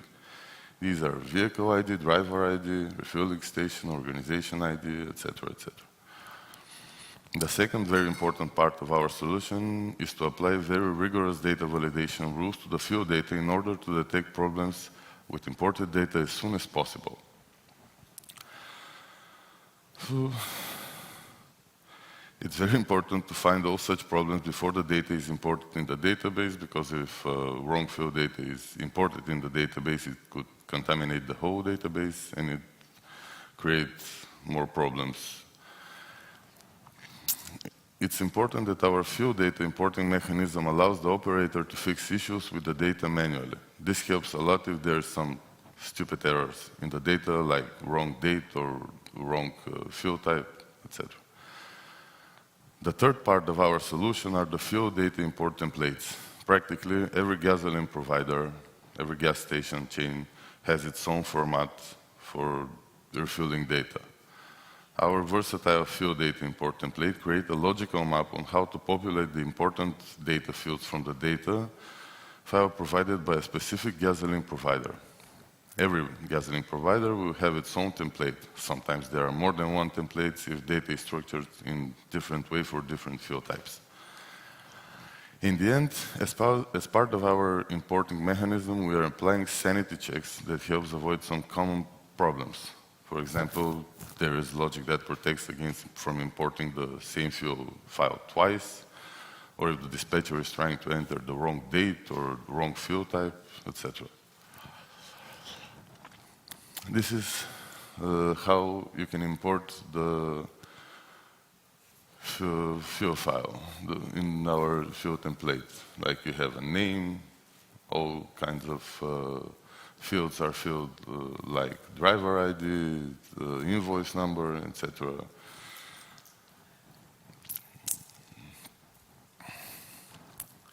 Here you can see how live fuel data is being imported in FMPlus. This particular example is with data from the Bulgarian subsidiary of the OMV gas station chain.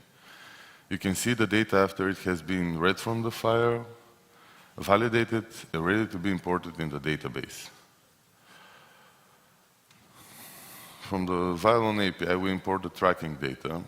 In the fuel data import template, there are shown all the fields which are predefined and have to be mapped to the fuel report file of the gasoline provider. On this slide, you can see a dashboard of fuel consumption reports. As you can see, the fuel data is reported by period and organizational unit. This way, your customer can do nice comparison of fuel consumption by periods of time and between different business units. Other reports can compare fuel consumption by vehicle type, vehicle model, etc. Basically, you select the parent group and you see all the reports for that group. On this slide, you can see a rich set of interactive dashboards based on the FMPlus business intelligence data model, includes fuel, fleet management, tracking, and sensors. In order for the dashboard to happen, you must have smart dashboard reporting tool. We use DefExpress, but it could be any other. Here you can see the different steps of the software design process that can lead to creating your own business intelligence data model based on the data that you're already managing for your customer and uses multi-level hierarchical grouping. As you can see, the analysis and design phase are usually straightforward, and creating such model may take up to 30-40 man days or so. That, of course, depends on the developer who is writing speed, so on. This is the second part of our presentation, where we will show you how we use the Wialon web interface to display sensor status data in real time for the dispatchers in our customer organizations. This is an example of displaying live sensor status data in real time for our customers. As you can see, the vehicles are organized in groups, and dispatchers can select the vehicle group that they are interested in. We put in or out the units of interest in different groups depending on some predetermined conditions, like if you go out or below or up temperature, range, or any other. I forgot the word, sorry. Whatever. On this slide, you can see the steps to create your own real-time sensor data using Wialon.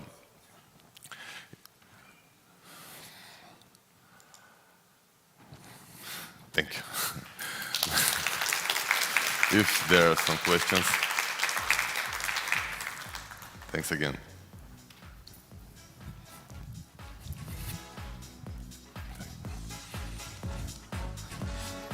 Благодаря, Delcho. We will now open the section with technology partners' presentations, beginning with another Gurtam product, flespi. I would like to introduce Jan Bartnitsky of flespi, who will discuss how to future-proof your Wialon business using flespi.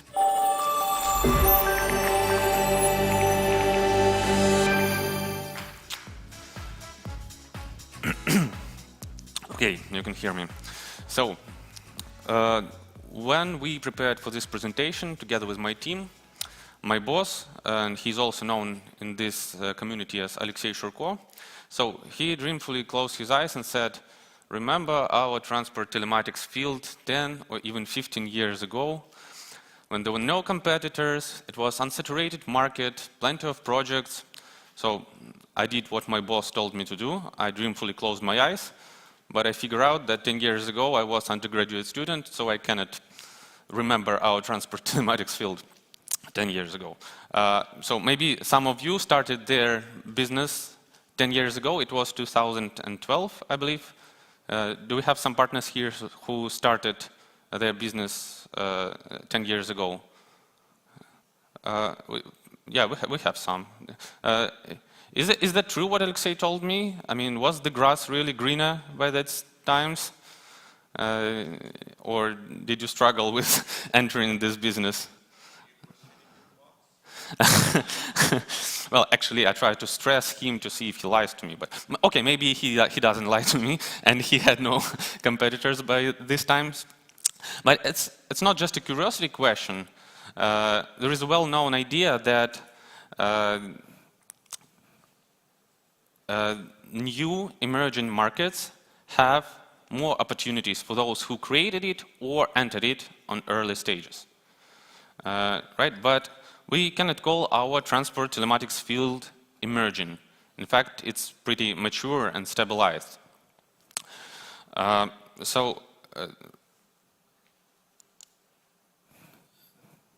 This is a diagram that contains IoT market segmentation from the resource called statista.com. They provide big companies, and not only big companies, with some insights about the market. So, as my colleagues yesterday presented, 83% of the units in Wialon are either cargo transports or passenger transport. So we may roughly say that most of our Wialon projects here are aimed for transportation and mobility segment. Good news is this is the second largest segment, which basically confirms my words about that our sphere is pretty mature. But it's still only 15% of the whole broader IoT space. And there is another research by the same Statista that in terms of money, IoT market doubles each 2-3 years. So the part of this growth is our natural growth, so we gain more customers. But the part of this growth are new emerging niches. And the main idea I want to push for you today is that your experience in transport telematics can be applied to enter these new niches. And what do I mean by experience? In general, if we talk about the term Internet of Things, like it consists of two words, obviously. The first is Internet, it's something like informational technologies, clouds, Wialon, it's all there, and the things, which is closer to the ground, to the real world. And here all the GPS trackers live in our terms, like you connect GPS trackers to things, obtain some telemetry of it and manage it somehow remotely. So I really want to emphasize the difference between this experience in internet with your experience in Wialon and things. And that's why, because if we split it, we can place something in the middle, in between. So when I think of flespi and Wialon and IoT devices, I picture it like this beautiful tree where the roots are our reliable various IoT hardware. They are holding the ground and close to all the dirty work when you need to throw some wires. And flespi is a stable trunk which converts and consumes all the raw inputs from the roots and provides a stable base for the branches. And branches, they look in different directions. The biggest branch is obviously Wialon, but there are many others. And what's more, branches hold all the leaves. So, what I want also emphasize that even though the GPS trackers are designed to be installed in vehicles, it doesn't mean that you cannot put it into the fridge or hang it under the ceiling to collect some sensors from some static area. And on the contrary, they are designed to work in this all the shaky environment with the wide temperature range in the middle of nowhere with no coverage of signal. So they're pretty good. They're already pretty good. They're highly configurable. And this might be advantage in entering these new niches. So we tried with my team take several adjacent to transportation spheres and brainstorm how the above mentioned experience can be leveraged. So let's take energy. So many speakers before me told about the fuel economy, but that's because this all relates to transport. But what kind of energy can we save more? You all aware, since all the crisis about the war started, the prices for energy, not only for the fuel, but gas, electricity, rise significantly. It's 50, 60%, 80%, like Walied mentioned. And the same idea by the same Alexei Shurko is that Wialon was always on the rise in times of crisis, when the old business schemes becomes not so profitable, and it becomes more sense to optimize processes, to save fuel, and so on. So let's take some narrow niche about the cold chain energy conservation. In general, when we speak about cold chain, it's usually the idea of that the temperature should not go too high, so the food will not spoil or the pharmaceuticals will not spoil. But shifting this idea for the temperature not to go too low actually makes sense too, because like the simple play with the digits, standard temperature for the freezers in the retail is minus 17 degrees Celsius, and such a fridge in usual consumes 1 kilowatt-hour of energy per day. But lowering down this temperature only by 3-4 degrees doubles this energy consumption. So just shifting the idea about the cold chain, we enter the new niche. And what's more, the primary task might be pretty boring. Like when you say, I bring you fresh milk, nobody cares because the milk has to be fresh, it will be used to be. But when you sell it like, let's save energy, or let's save planet, what's more, it may bring you more interest from potential customers. And for example, if it's something that cannot be spoiled, like for example drinks, you may keep it cold in the morning when people pass by and keep the temperature higher at night. And you can compete with the vendors that create special computers with interface like buttons and embedded computers, like providing thin interface to the fridge and schedule commands that you already know how to do from Wialon. So it might be not obvious solution to use GPS tracker in the fridge that stands alone, but if you can make it fast, if you can make it profitable, why not? It's a new niche that you can take.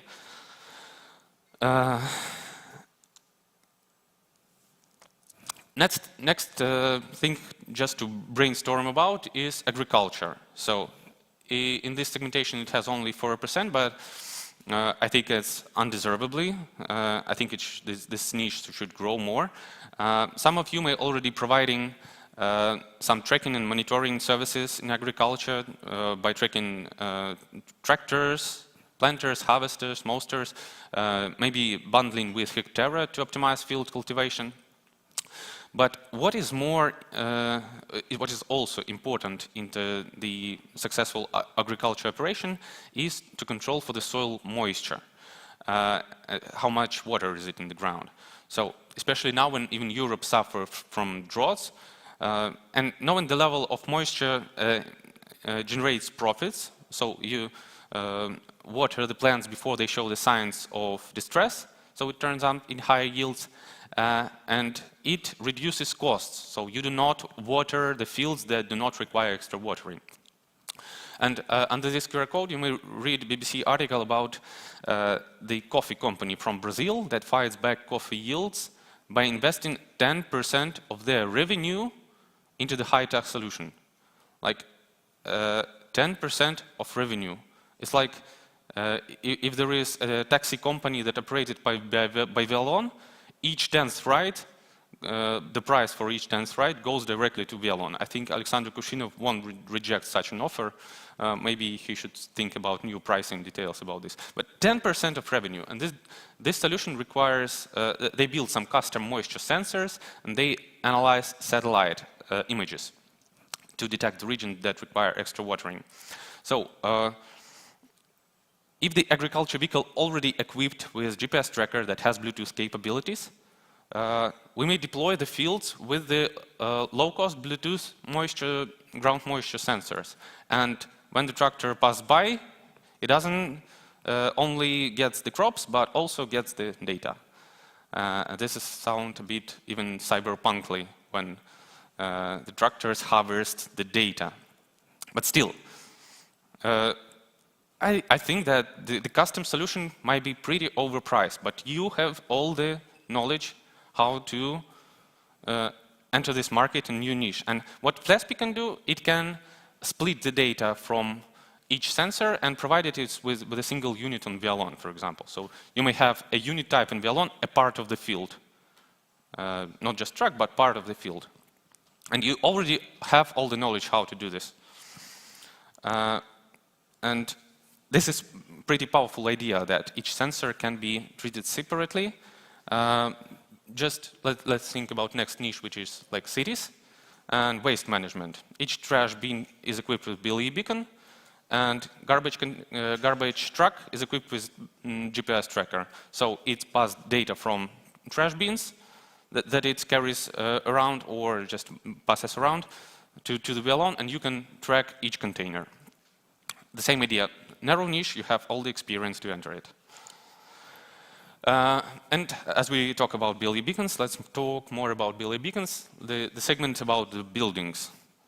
flespi already can provide you with the solution to work with indoor monitoring. And the first thing that comes to my mind is forklift in the warehouse.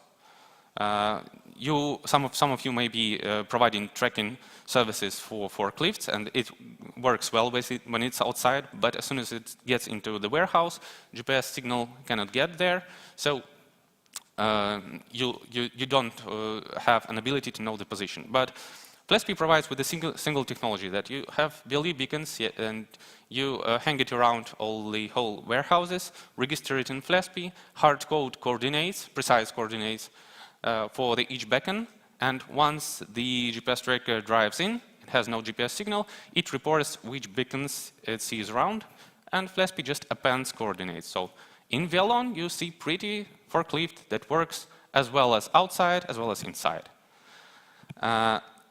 Really straightforward application. We can discuss it later if somebody is interested in it. So let's get back to this visual. flespi is not only a stable backend, it can normalize data, cut off some data, append some data, split data from different devices, or vice versa, merge data from different devices, and push it to Wialon, which is the core of your services. But besides Wialon, you can have various focused vertical applications, like I described earlier.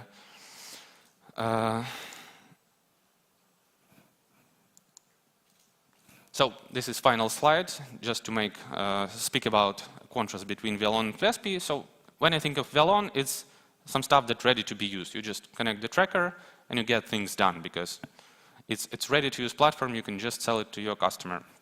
However, if you place flespi in the data flow between devices and Wialon, you enable a great degree of flexibility in your business. flespi becomes a data hub. It has integrations and pretty API. It can do various types of data transformations. It has various tools for device management, diagnostics.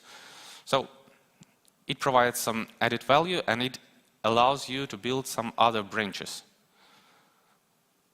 And we believe that this is something that helps you future-proof your new projects and your business with Wialon.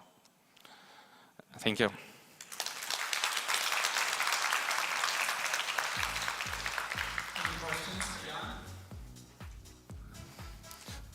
No? Yeah. Thanks.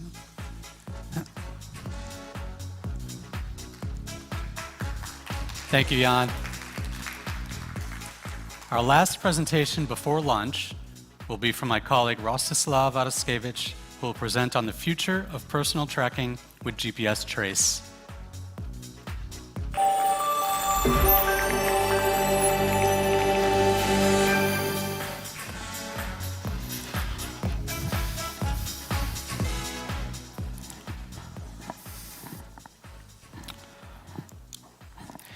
Hello everyone, my name is Rostislav. I'm from Gurtam company, namely from the GPS trace product. I'm responsible for customer service and in particular for questions from users and partners. First, I want to say that Wialon is a truly great product. Many of you remember the old days when there was an orange GPS trace product which was completely free cut-down version of Wialon. And yet many partners and their clients really liked it. But times does not stand still. The company has new products, the audience is growing, the market is expanding and new directions are imagined. Therefore, based on the experiments of Gurtam and flespi backend, the space team was quickly able to create a new product specifically designed for a personal use, GPS trace. Well, down the history. This is the past. You need to rely on it, but you can't constantly swarm in it. Let's continue about the present. So let's take a closer look at Gurtam markets. We have the great and terrible Wialon, B2B solution, powerful, complex, multifunctional solution. We have flespi, a young, fast, and smart product. Telematics hub with an endless perspective, opening doors for developers of any IoT solutions. The markets of all products are overlap, but one segment is missing, who also need tracking and support. Who will take care of ordinary users? Who will give a simple, understandable, fast, and multi-platform product? The answer is GPS trace. And I'm here to tell you more about it. The GPS trace team has been on the market for a long time, and all this time has been engaged in experiments and empirically came to the conclusion that the ordinary users do not need one universal solution for all tasks. A large number of settings, customizations, and other changes only complicate the work, and we primarily strive for simplicity, user-friendly interface while maintaining wide functionality. Thus, the path was taken to develop individual applications for individual user tasks. We started with the most popular segment of the IoT, cars, and so we got the Ruchavik. Then, though, we think about our smaller brothers, pets, and so we got the Petovik. It's kind of still a simple name, but still makes me smile because kind of in the same style. And we will continue to move in this direction, segmenting users and giving them the only solution they need. And in the near future, we have the release of our new application for personal mobility, various scooters, electric bikes, and other things. So now, the GPS trace is a solution, is a set of solutions for personal monitoring. So let's take a closer look at Ruchavik, our main product, our main application. Application design was created so that the user does not get lost in millions of settings. Everything works simply and in a few taps of your smartphone. Clear graphics, reports not overloaded with information, and only important information. That's what a personal user needs, and we strive to give it. You can get an application that is tailored for personal use and has a number of functional advantages. Security mode, maintenance counters, trips, timeline is a kind of report with only the necessary information for personal user, convenient and understandable graphs for the telemetry parameters. This list could be continued, but the time allotted for the speech will not allow me to do that. But only two things I want to mention also. Only the user has an access to his account, and only at his request, someone can view and configure the tracker or something in the account. This is a full GDPR compliance application. With the GPS trace application, there is no need to enter the web version to set separate settings in order for something to work. Everything is cross-platform, user-friendly, fast, and convenient. So we will now talk a bit about business processes that we can give to our partners. I think no one there will argue that the GPS tracking business would be extremely difficult without the people and companies that sell, install, and configure the trackers.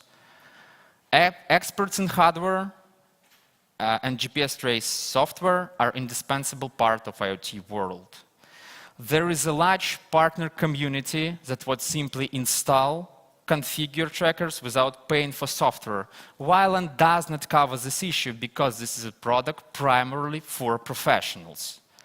The GPS Trace product offers a completely free version that will work great without paying while keeping the basic functionality of the monitoring app. Therefore, for our partners, we developed a partner panel. The partner panel allows partners conveniently create accounts, set up trackers, and help your customers, and as a result, give the finished solution to customers in a matter of minutes. In turn, we are ready to advertise our partners to our users. To do this, we have created a partner map where each user who comes to us will be able to find a partner in his region and ask for help in buying, installing, and configuring the tracker. Now there are already 56 partners on our map, and this map was released about 2 months ago. And these partners are ready to help each user in their region. Thus, we do not leave our users without support, while our partners receive new customers. And we will continue to move towards the development of tools that will allow our partners to sell the solutions more efficiently. That's why we are here, and that's why your feedback is extremely important for us. But we are well aware that the most partners here use Wialon as a main tool, which is not suitable for personal use, but we have the solution for that too. Using the Wialon retranslator, you can push the data to one of the GPS trace solutions and get ready-made solution for personal monitoring with the possibility of the free use. We can assure you that the GPS trace applications would be a great addition for your offer to your client. Of course, the GPS trace and Ruchovik as an application can be a standalone solution.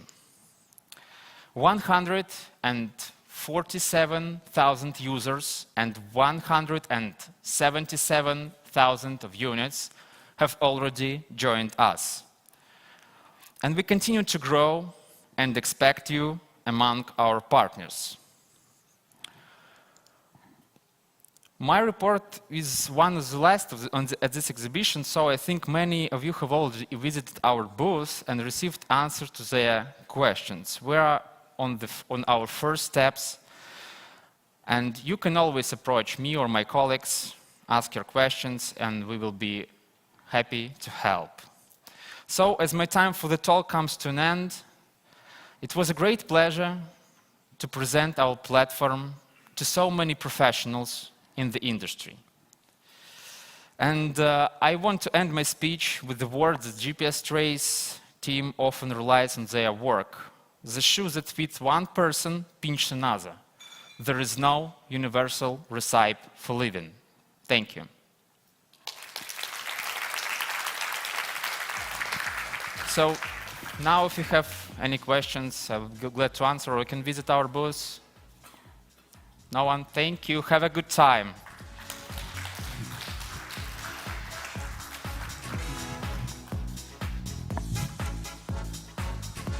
Thank you, Rostislav. Before we break for lunch, since this is the last time today we'll all be together, please note that our gala party will be held at a separate location called the Dumu Fabrikas Cultural Space. Transfers will be organized downstairs in the lobby after 5:30 p.m. Look forward to a legendary party as always. We'll now break for lunch in the same restaurant as yesterday, Riverside, downstairs off of the lobby. The second half of the presentations and workshops will begin at 2 p.m. sharp. Please note that after lunch, we will have simultaneous programming in 4 separate halls. The main hall here with the technology partner presentations, as well as Eta, Zeta, and Epsilon halls. Eta Hall will have a workshop about the partner community. Epsilon Hall will have a workshop on product means to attract and win more opportunities. And Zeta Hall, where the training sessions took place yesterday, will have a workshop on project implementation coordination. For those watching online, please wait approximately 5 minutes and we'll return with live coverage from the Hardware and Software Expo right outside our main hall. So please stay with us. Thank you.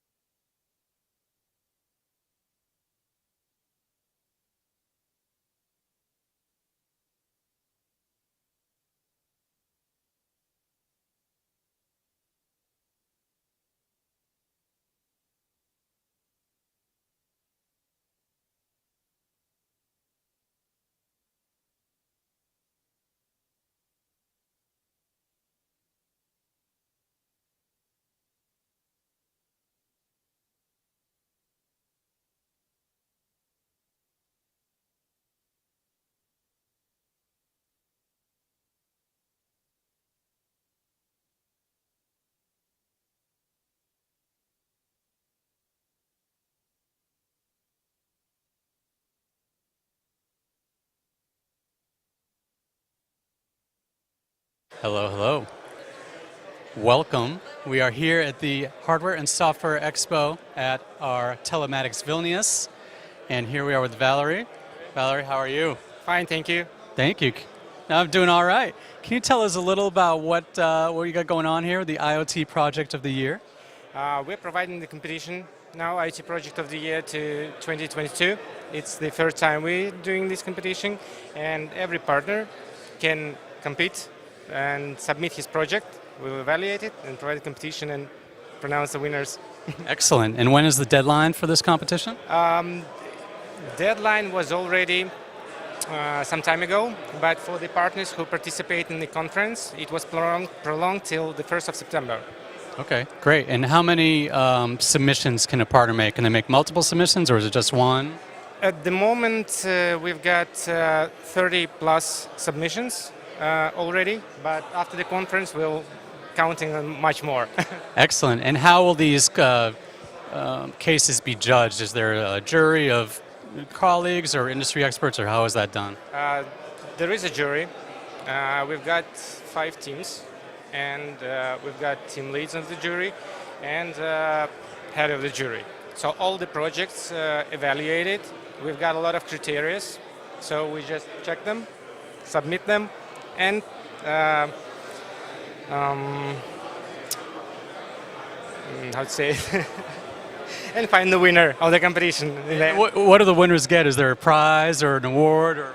Yeah, there are benefits not only for the winners. For example, if you're not winning the project, so there's a benefit like the project information and about the company will be placed in our site. And for the winners, there are a lot of benefits. It's diplomas for the client and for the partner as well. There is some trophies. We do publish information in very, very, very famous sources. For example, like last year it was Forbes, The Insider. We are advertising partners project in social media. We provide the possibility to use the competition's logo on the partner's website, his materials, etc.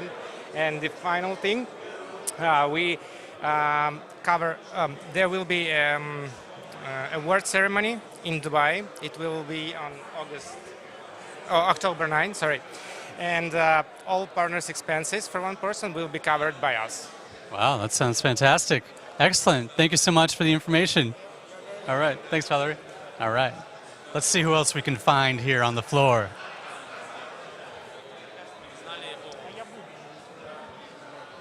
We have Mielta Technology here. Excuse me. How you doing? Present our fuel level sensor to our partner from I think some of African country. Yeah. Okay, excellent. What can you tell us about your product? We tell how to use them from the mobile app. It's BLE Bluetooth fuel level sensors. Yeah. We manufacture it in Russia, in Tambov town. Yeah. Okay. What do you think sets apart your product from the competition? I think competition is very high. Yeah, but we have some features, and other guys have some features, but it's for the opinion of the client, I think. They should to choose what kind of devices they have to promote and sell to these partners. Yeah. Great. And if anyone out watching today wants to reach you, how can they reach out to your company? You can call me if you want, yeah, or send me an email. Hey, what's your website? Website is Mielta Technology, Mielta.ru. Okay. Excellent. Thank you very much for your time. Thank you very much for the interview. All right, let's see who else we have here. We have a presenter from yesterday, Manuel Mendoza. He's talking to someone, so we're going to skip over here and come to Sensata. How you doing? Hey, hello, how are you? Good, good. Can you introduce yourself and your company? Yeah, sure. My name is Vitis. I'm from Sensata Technologies, Xirgo Global. I'm from the technical support department. Excellent. And I know Sensata has a number of brands now, including some recent acquisitions. Can you speak a little about that? Yeah, we have like a couple of companies in the Sensata group. So you can see all those companies here. It's Smart Witness, Schrader, Preco, and Xergo Global. Okay. Can you just speak a little as to what each one does? Or what they're... So Xergo Global is oriented in telematics solutions. Smart Witness is producing cameras. Preco is producing radar systems for fleet. And Schrader is a tire pressure monitoring systems producer. They produce. So is this one of the new Smart Witness cameras here? Can you talk a little about this? Yeah, actually they have a couple of cameras. So they have this camera with a front-facing camera. It has the ADAS system in it. And this one is a more advanced one. This has like 2 cameras. It has one camera for front camera and the driver camera. Great. And I know there are a lot of cameras out here on the market. What do you think sets your cameras apart from the competition? Well, the quality, obviously, like it's top quality product. Excellent. Thank you so much. Thank you. Appreciate it. All right, let's see who else we have here. Come over to Mechatronics. How you doing? Hi.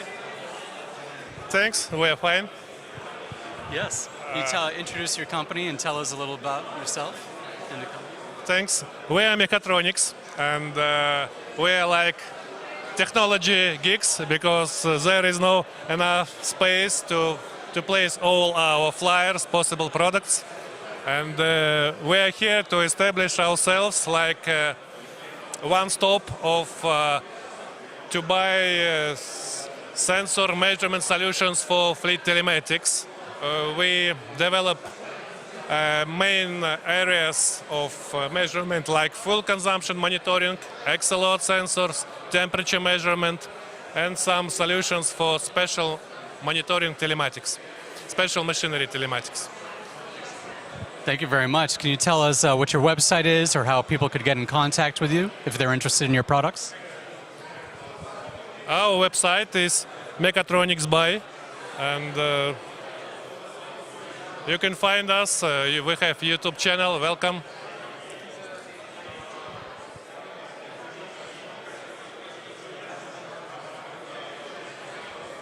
Thank you. Thank you so much. Thank you. Thank you. All right. We have, let's come over to Sky Patrol here. David Moreno. David, how you doing? Good, sir. You're good. Doing all right. Would you mind introducing yourself again for the online audience and what Sky Patrol is all about? Sure. I'm David Moreno. I represent Sky Patrol. We are a US-based company. We are focused on biometric services and some special and unique features in order to promote this kind of technology as the latest option for driver ID. We believe that facial recognition could be the key to avoid fraud prevention. That's the idea. So we decided to move here to the heart of Europe and start working with Gurtam and the IoT universe. Excellent. And what kind of products do you have here? What do you think sets these apart from your competition? Well, basically, we do have some special devices here. One of them is this electronic lock. This is a 4G GPS lock. What is unique is that we are using these NFC tags in order to unlock this device. Once you scan the device when you're up, you're going to be able to unlock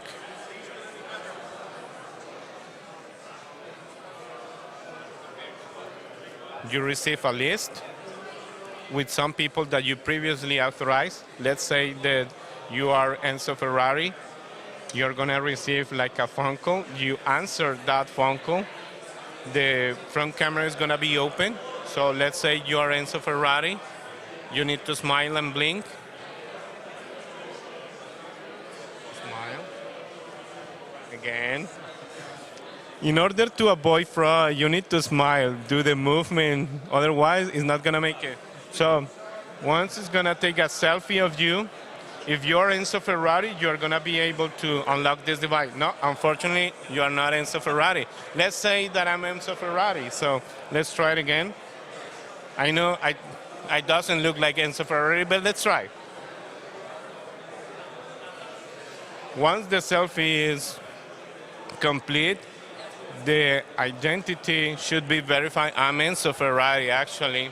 So the app is going to confirm to Gurtam that, yes, the guy is the right guy. So Gurtam is sending a command to this device, and you're going to be able to unlock the product. This technology can also be useful for driver ID, relays, a lot of things. That's the focus of the Sky Patrol. Wow, thank you so much for the demo. That was fantastic. What's your website? How can people get in touch with you? Oh, it is skypatrol.com. We are a US based in Florida, a US company based in Florida, and we are happy to assist every customer in Europe and around the world, of course. Excellent. Thank you so much, David. Appreciate it. All right. Here we are at Escort. If you remember Tim spoke yesterday at our conference. Tim, nice to meet you. Yeah, likewise. Thank you so much. Thank you. Could you actually introduce yourself again and the company for the audience if they didn't see your presentation yesterday? Yes, sure. The company is located in Kazan, Russia. This is actually full-scale production line of the IoT and telematics devices. So from idea to concept to development to mass production, we do it all. We also have offices in India, and we are exploring the opportunity of manufacturing our sensors in India as well. So that's to optimize the cost and obviously to expand worldwide. So what we manufacture fuel level sensors, angle sensors, we manufacture temperature, humidity, weather station, gas analyzers. So this is, we are hardware guys, basically. What we do is a hardware. One of the things from the software side, what we have a designated app that could be used to configure the sensors.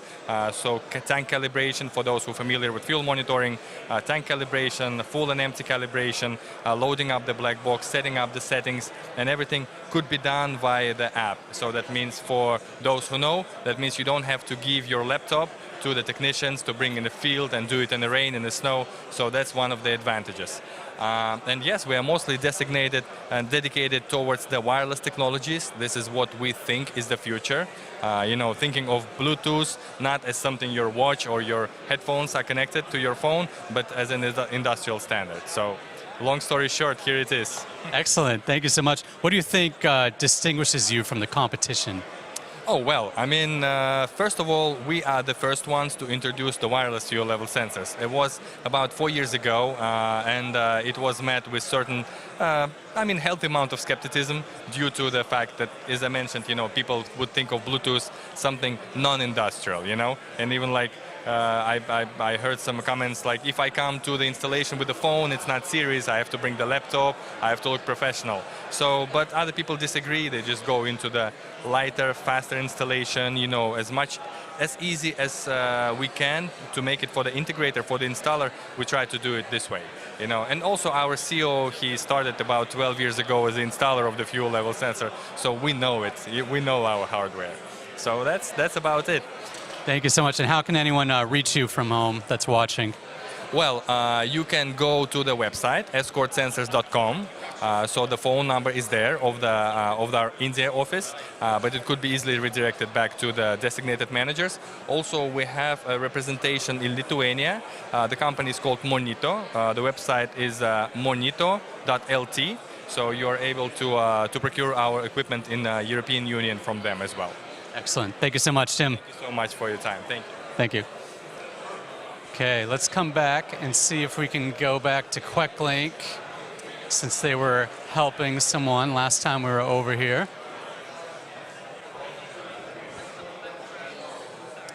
Kim, how you doing?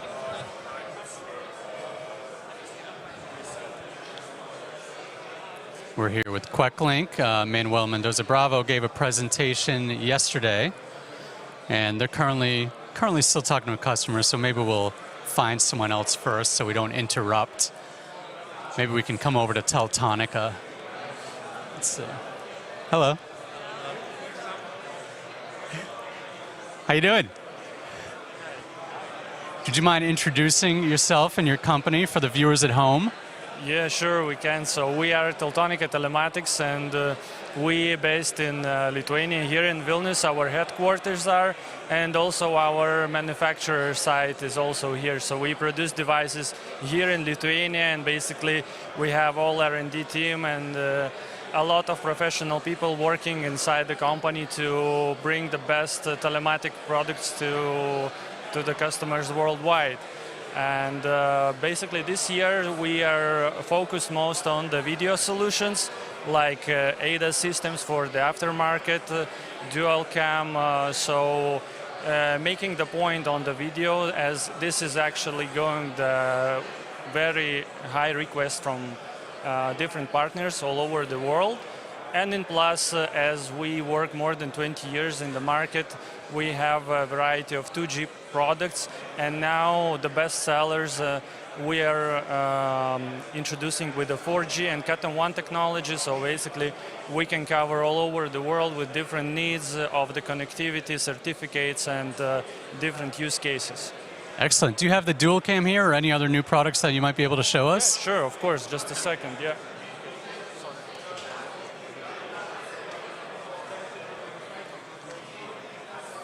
So this is actually the dual cam.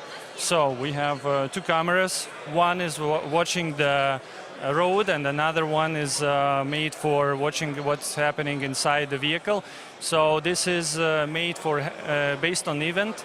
You can download the video and check what was happening. So it's not live data, but still you can get access to the recording pieces and compare them with the events to understand better what was happening on the road and during the driving behavior on specific moments. And just a second.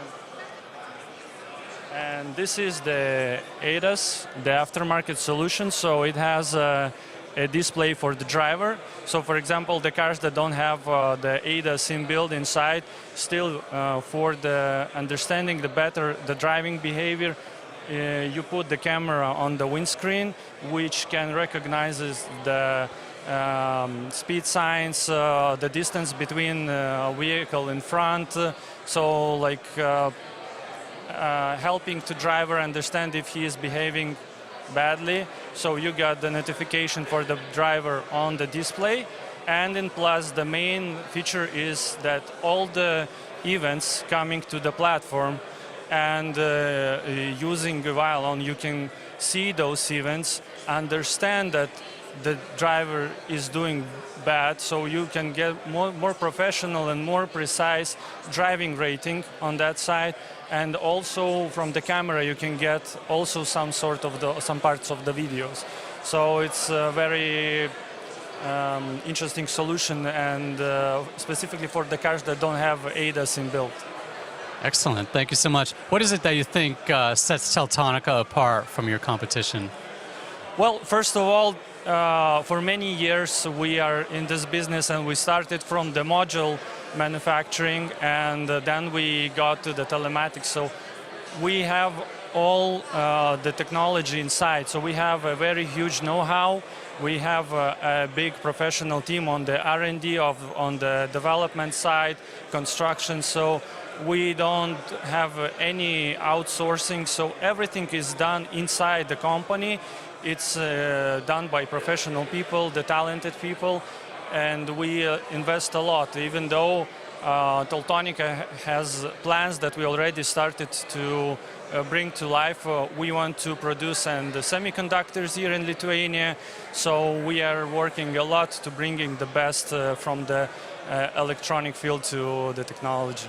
Excellent. And how can anyone get in touch with you? What's your website? Or?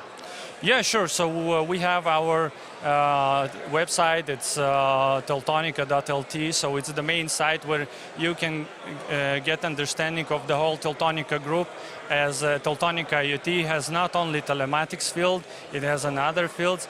And specifically for the telematics, we also have the dedicated website, so Teltonika Telematics.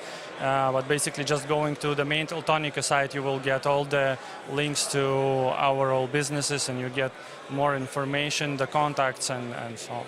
Excellent. Thank you so much for your time. Thank you. Thank you. Okay. Let's see who else we can talk to. We have Reptella down here. Excuse me. Hello to the Ruptela team. How are you? Very good. How are you today? Excellent. Would you mind introducing yourselves and your company? Absolutely. So, sorry. Can I take it? Sure.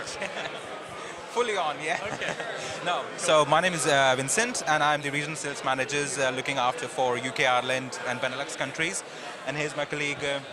Yes, my name is Oksana. I'm from Ruptela company, head of region to Asia and Africa. Really, it's really for us an honor to participate in Gurtam.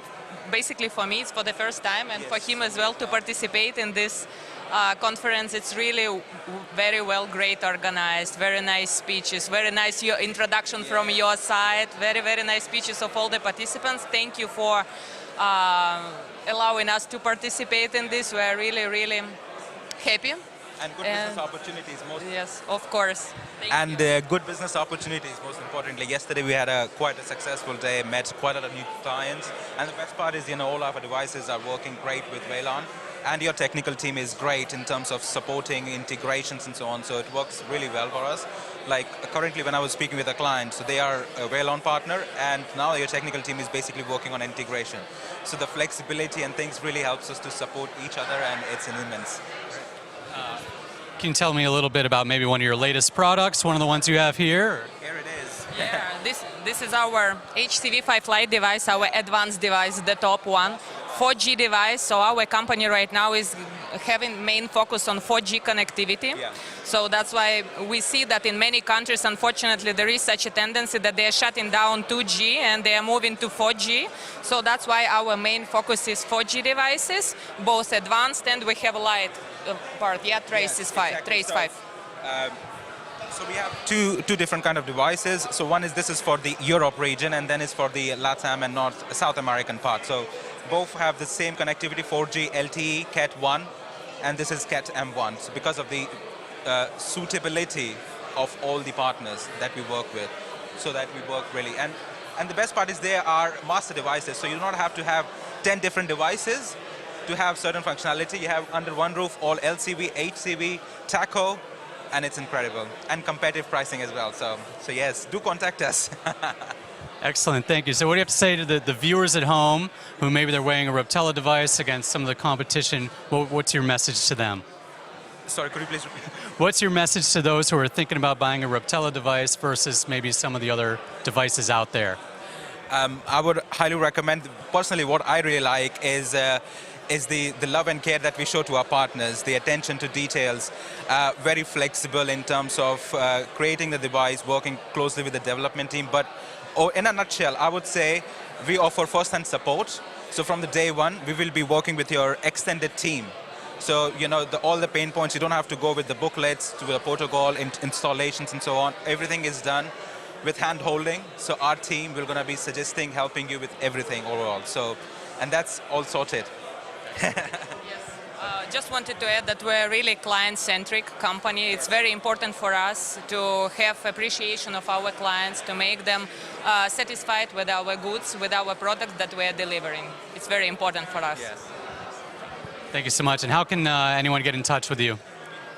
What's your website?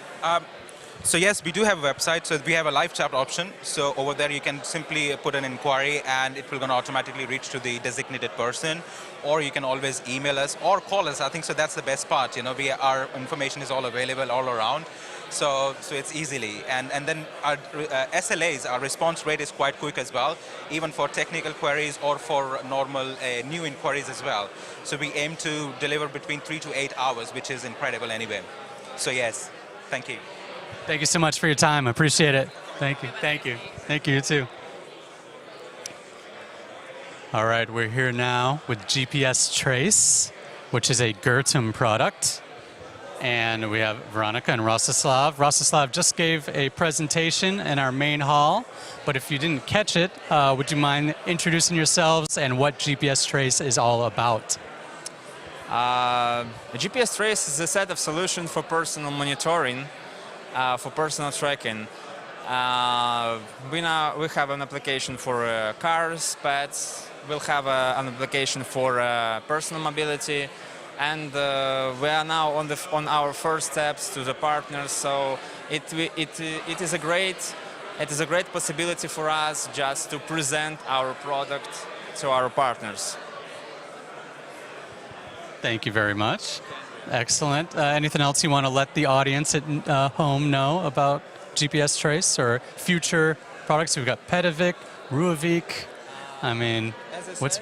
As I said, we will have Vihavik, and we will just now on our first steps to the partners, so we're now collecting the opinions, and the future will be on the next telematics. On 2023, we will be there, and we will, I think, come to the partners with the new solutions and new suggestions and new offers. Excellent. Looking forward to it. See you next year. Thank you, Andrew. Thank you. Thank you. Okay, we have Pod Group over here. Michael Chakal. Michael, how you doing? I'm well, thanks. How are you? Doing all right. Would you mind introducing yourself and tell us a little bit about Pod? Sure. Pod Group is a Gizek and Devrient company. We've been in business for 20 years, and leaders in M2M IoT connectivity. Last year we were acquired by Gizek and Devrient, the leading manufacturer of SIM cards globally. And interestingly is they invented the SIM cards 30 years ago and invented eSIM management 10 years ago. Now, they are also the leading vendors of SIM cards globally, but primarily they were targeting mobile operators. By adding our connectivity, we're going to enterprise, delivering the SIM cards with connectivity directly to enterprise. Excellent. What do you think are the primary advantages of say a Wialon partner, for example, using Pod Group over some other option out there?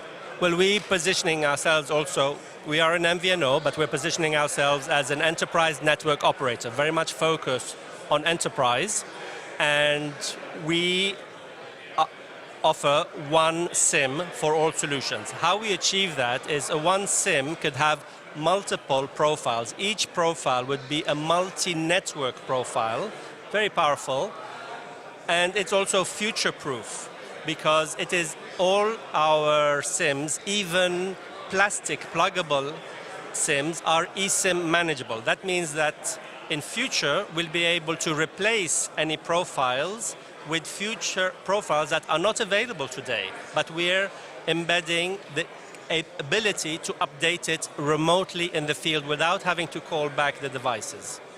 Excellent. So for those out there who want to reach out to Pod Group, how should they contact you?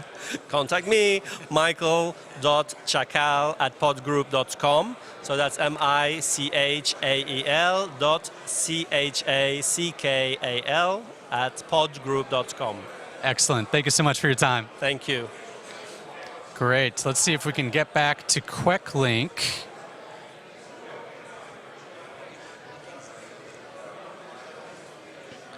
Okay. We have Manuel Mendoza Bravo here.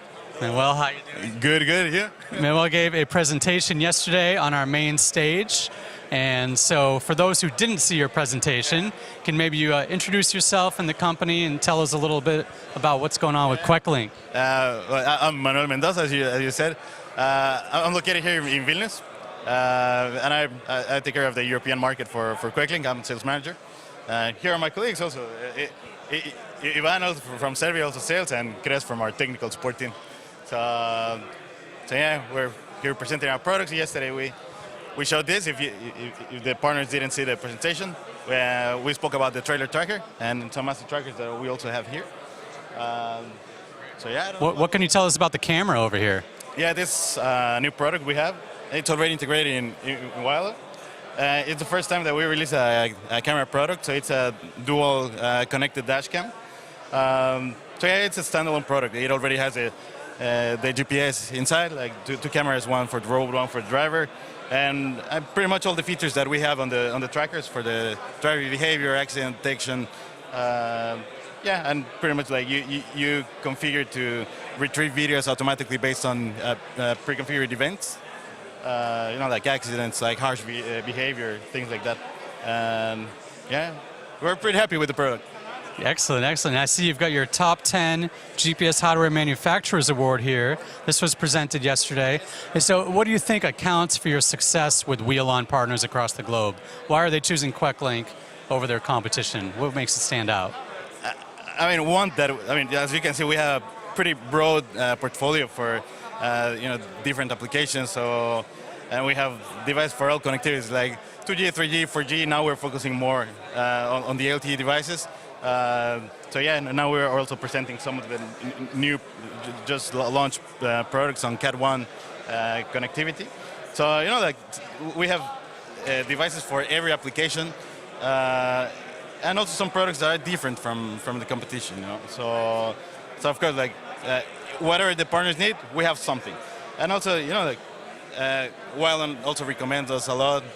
When the companies see the partners see that we're on the top 10, like they trust, they can work with us. So I mean, we're already well known in the market. So it's, yeah, we don't need to introduce the company that much, So. Excellent. Thank you so much. Good luck and continued success. Yeah, thank you very much. Thank you. Thank you. All right. I think we're down to a couple left who we haven't spoken with. We have Teltonika Mobility over here. All right. Gediminas from Teltonika Mobility. How are you? Pretty fine. What about yourself? Oh, we're doing all right. Enjoying the expo here. Would you mind introducing yourself and your company for those at home? Yes, sure, of course. So basically, I don't know if you've heard of Teltonika, probably you did, but we are totally different than from Telematics department, and we are Teltonika Mobility, which concentrates, and we are concentrating on electric mobility, as well as personal trackers here, what we have, and most importantly, the asset tracker. So this is our latest addition to the family. We have launched the asset tracker last year in September, I think, and this year we will be launching the LTE tracker, which will cover the rest of the world, including the Asia, Middle East, as well as Latin America, North America, most importantly, I think, because the customers are eager to get the LTE version of our tracker. So these are the main three business verticals that we are developing. Once again, the electric mobility for kick scooters, e-bikes, kick e-bikes, kick scooters, all the electric forklifts, electric rickshaws. So these are the solutions that we deliver with extended voltage up to 97 voltage, and as well as personal tracking for people safety, for lone worker safety, pet tracking. So it's like for you guys on the Petovic. So that's also integrated over there, and as well as. So I mentioned electric, and finishing up with the asset tracking. So those are the main verticals what we have. Well, this is one of the cool features and one of the newest additions to the, I don't say, accessories. So we have this one of a kind. I didn't see anything in the market like that. So this is the magnetic holder, which is developed for our tracker. So we can simply put it out anywhere you like. So you've seen that magnetic everywhere in the market. But what I want to speak about is this little small piece over here, which is tamper detection. So either you remove the tracker, it sends you the notification. Either you remove the whole tracker with the holder, it sends the notification, because this piece leaves behind.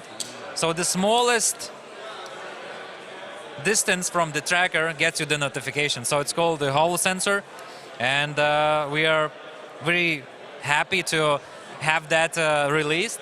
As well, another solution is with our friends from Telematics, what we did. It's the stolen vehicle recovery, SVR. So you can put this tracker whatever in your car you like, and you get that position tracking and monitoring. And in communication with the Bluetooth from the main tracker. So these are two communicating with the main tracker, and you cut the wires of the main tracker.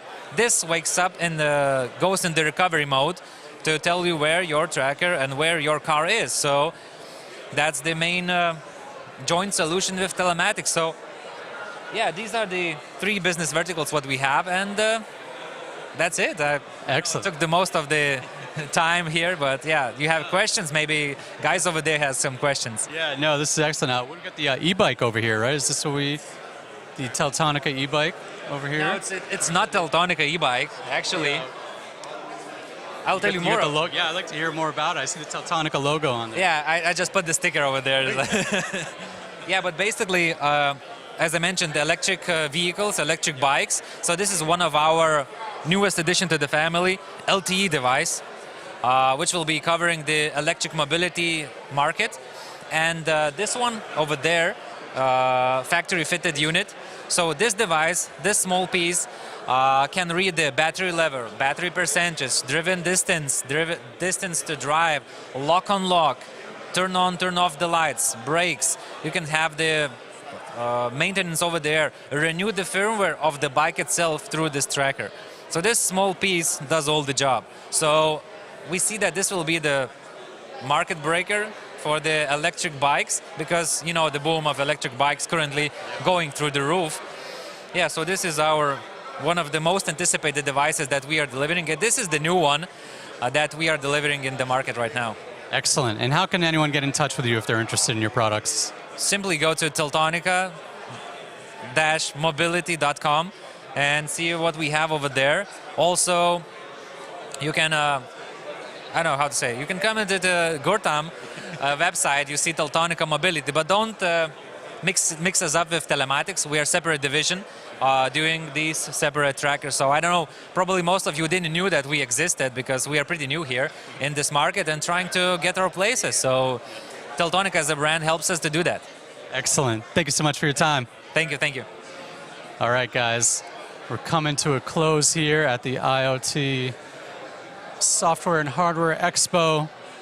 Maybe we can check one more booth here at Technoton. We have a Katerina over here. Excuse me, guys. Excuse me. Hi, Katerina. How are you? I'm okay, thank you. Good. Would you mind introducing yourself and telling us a little about your company? Company Technoton. My name is Ekaterina Mandrik, and we present the fleet management solutions for the cars, ships, locomotives, railways. So here it is. I can tell a few words, yeah? Please do. You might. So here is the level sensors that control the fuel in the tank, fuel in, draining, fuel flow meters with which we can show information about the fuel consumption and engine working time, axle load sensors to control the axle load and the weight of the cargo, and contactless readers with which we receive all the information from the CAN bus. In brief. Excellent. Thank you so much. What do you think sets your products apart from the competition? I think that we can compete, and the conference is a very good place where we can show all our solutions, devices, and our advantages. Excellent. And how can the viewers at home get in touch with your company? What's your website or best contact information? Yes, of course. We have the website and all the contacts. You mean how you... What's the actual website? Yeah, so they can find you. It is the same. This is technoton.com or LV, so yeah. Excellent. Thank you so much for your time. You too. Bye. All right, guys. That's it from here. Thank you for watching Wialon Action News, and we'll be getting back to the conference shortly after lunch. Thank you so much.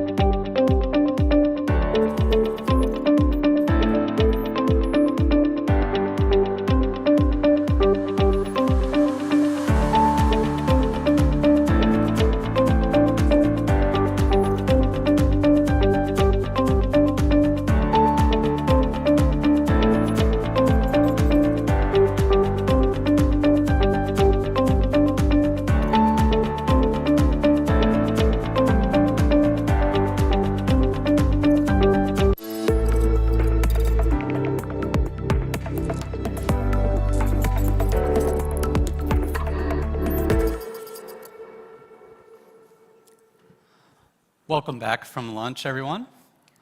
Please keep in mind there are simultaneous workshops going on in the other halls this afternoon. Please refer to your agenda for topics and times. To start off the second half of our final day in our main hall, please welcome Michael Chakal, IoT Sales Director for EMEA at Pod Group. Michael will present on connectivity options for the telematics industry.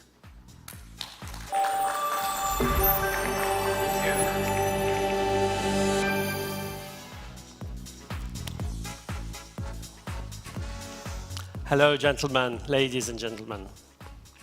Lovely to be here. It's a wonderful opportunity to meet again after the pandemic, and I've already had fantastic 36 hours. There's only a few hours left here.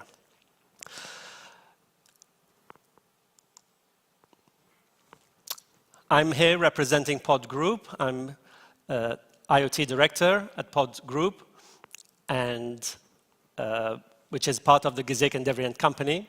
But one of the things, and I'm going to share with you some of our experiences with Wialon and Gurtam partners. But one thing I'd like you all to remember is that Pod Group brings financial, operational, and technical peace of mind. And I'll elaborate on that. So I just want you to remember that.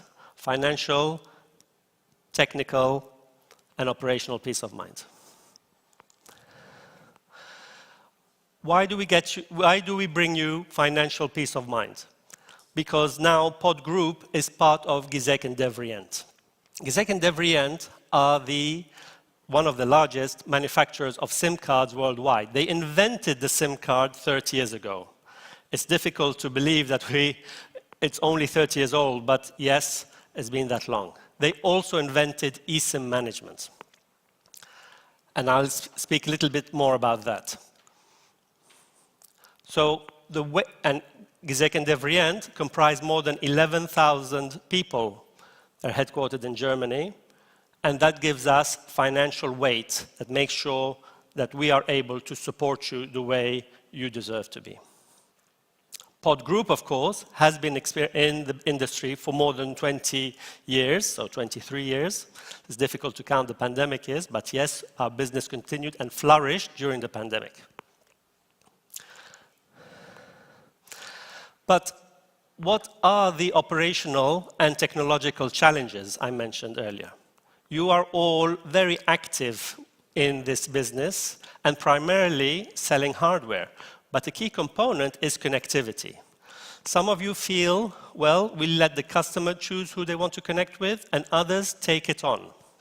At the end of the day, the end user just wants it to work. They don't mind, they're not too bothered where it comes from, as long as it works. And this is key.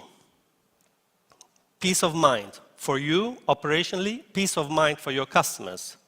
And that comes through operational efficiency and innovation, technology that comes on the SIM card, technology that comes with the connectivity, so that you can focus on selling your hardware and growing your customers.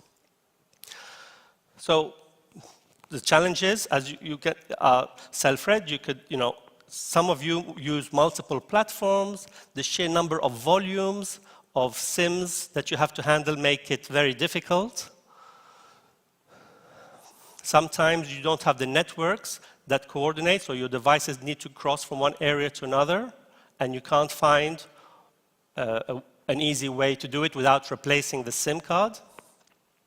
And even some of you have invested in embedded SIM technology and suddenly find you can't move it to another vendor or supplier. Well, we resolve all this for you. We help you. We bring you that peace of mind, that operational peace of mind. The other side, of course, is the confusion. There is a lot of information, too much information. Which technologies should we use? Should we use high bandwidth? How does that affect the latency? How do I overcome local roaming restrictions in some countries? And how do I scale up my application?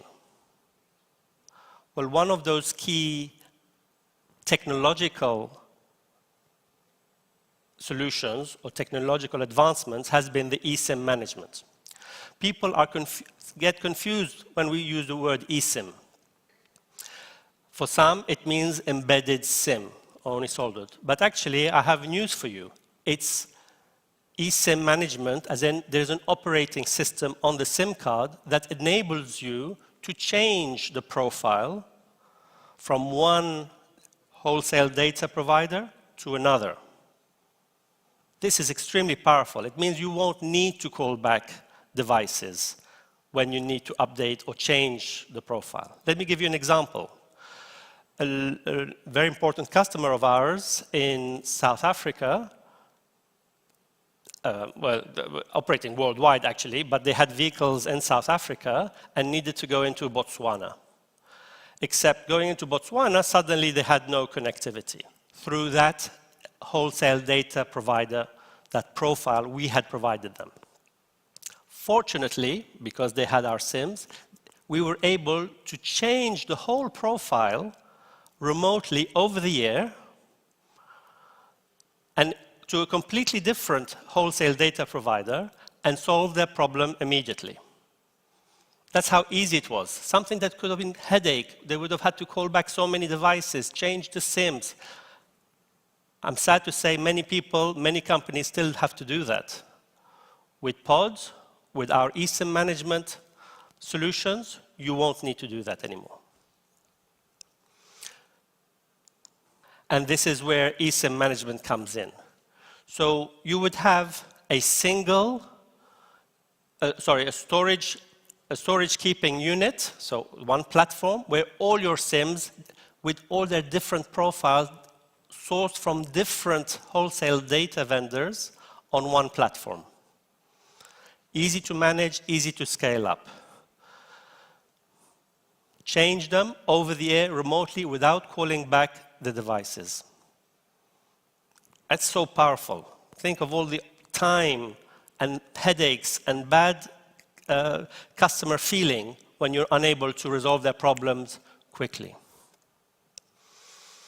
And increasingly, in some countries, there are regulatory restrictions on not being able to roam locally. They're protecting their own industry, so the likes of the Emirates, India, Turkey, Brazil, all now have a regulation that you need to be working natively, and we work natively.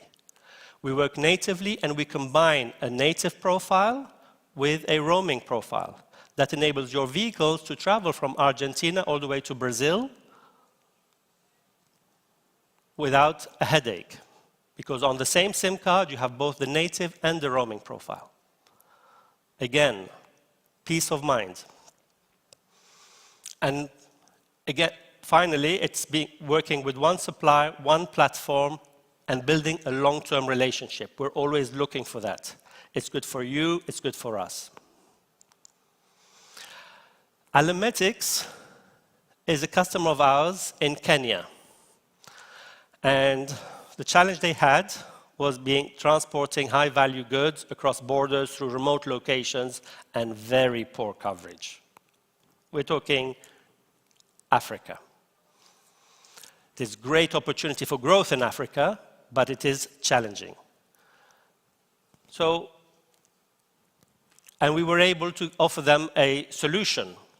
They were unable, with our solution, with pod connectivity, with eSIM management, and of course, with Gurtam, because this is a three-way partnership whereby we developed and delivered a long-term solution.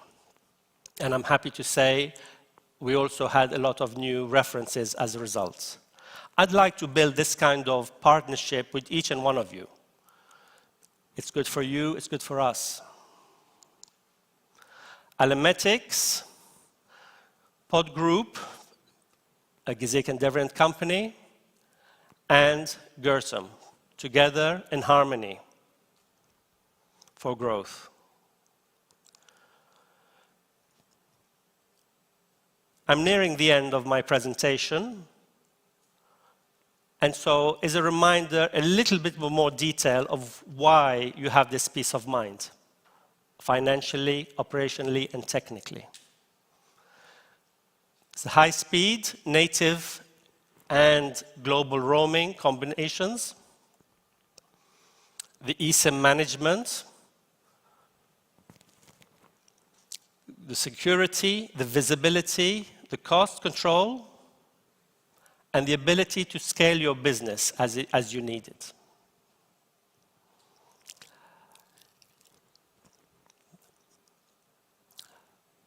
I've had a lot of interest here at Pod Group. I am exhibiting. And before I leave you, I'd like to share a couple of items I brought with me, and I'd like you to come and visit, is that together with Gizek and Devrient, Pod Group, so SIM cards and connectivity, we are now offering hardware with built-in connectivity. One of them is a solar-powered tracker for location and temperature, and the other is a tracking label. Piece of paper, it has a circuit, it has connectivity, and will enable your customers to track high-value goods. So come over and ask me about that. It's been a pleasure talking to you. Remember, financial, operational, and technical peace of mind in partnership with Pod Group.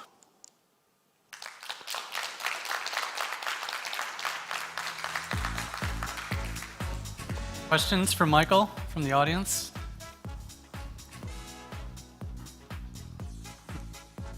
Okay. Thank you, Michael. Thank you. Thank you. Next, Gregory Lee, CEO of Ether IoT, will present on innovating real-time location and sensor data. Gregory?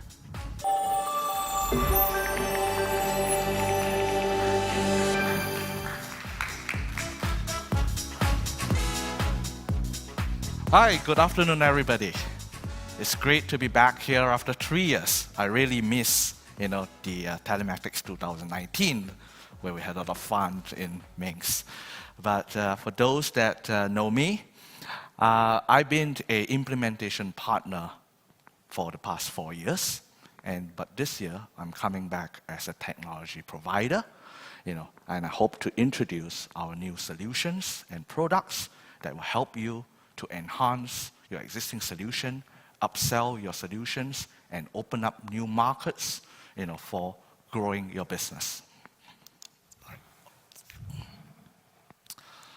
So, Ether IoT, we are a Singapore-based company, and we're a solution provider that provide real-time location tracking and sensor data, RTLSS for short.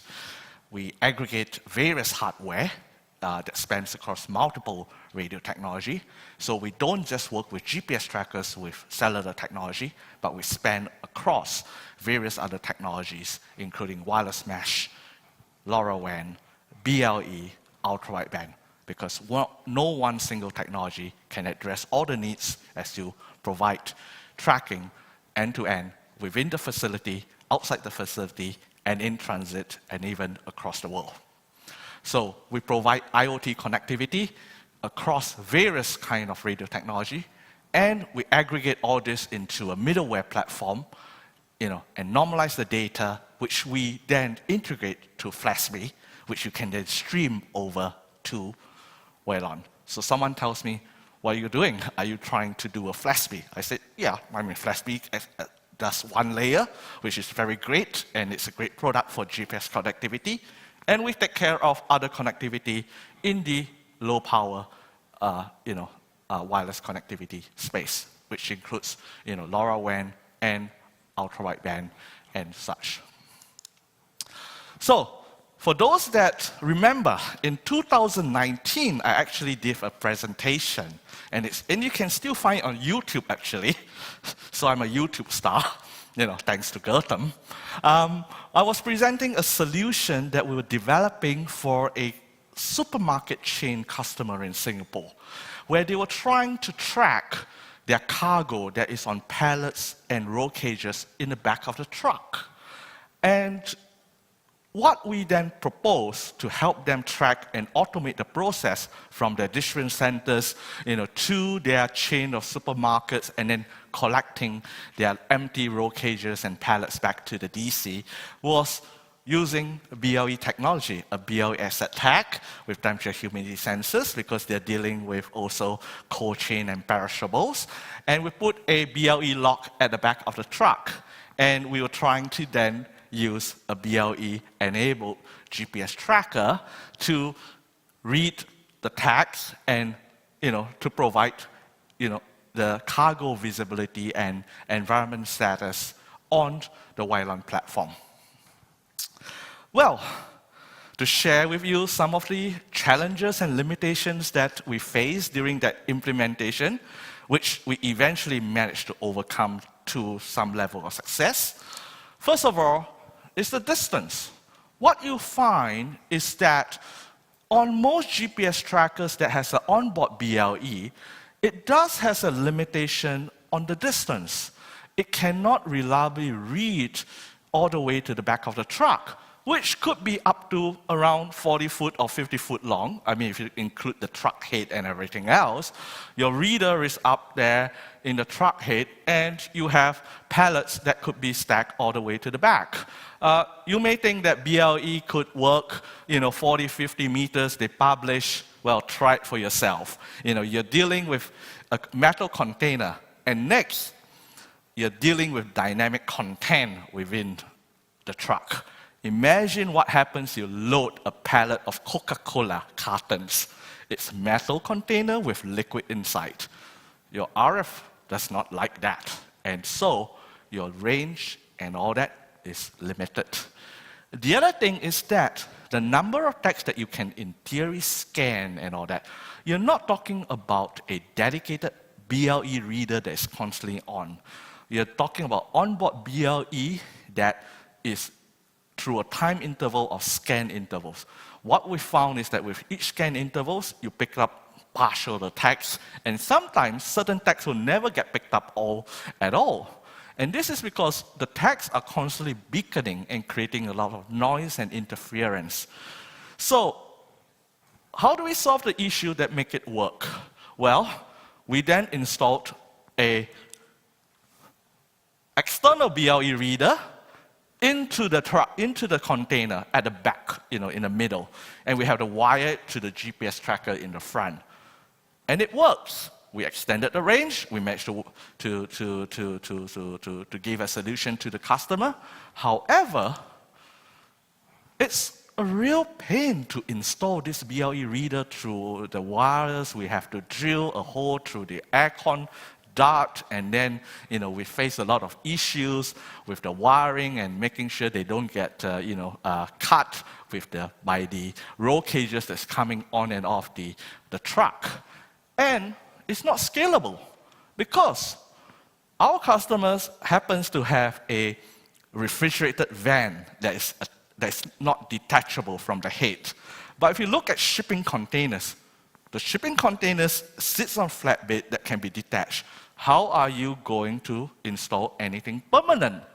And a lot of times, they don't even own the trucks. They outsource this to third-party logistics provider transporters.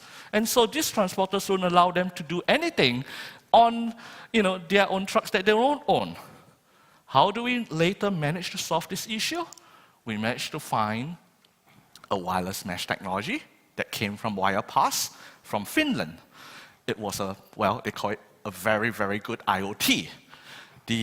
It uses decentralized nodes, battery-operated nodes, that is self-discovery to create a mesh network. So first, we solved the issue of installation. There's absolutely no wiring. It was so simple to plug and play, and it just simply create a mesh network. There's no limitation of distance because the tag that's right at the back of the truck simply hops to the front and sending its data through the network. And we're even testing on a train. So it can go like 10 hops, 20 hops. There's, in theory, no limitation in the distance.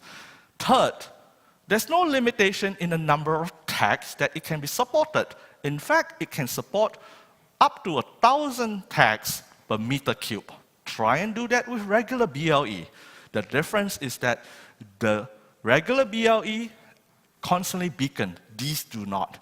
They have an adaptive transmit and receive time synchronized. They use time synchronized transmit and receive between nodes, which then guarantee the delivery of the data from one node through the intermediate nodes to the gateway.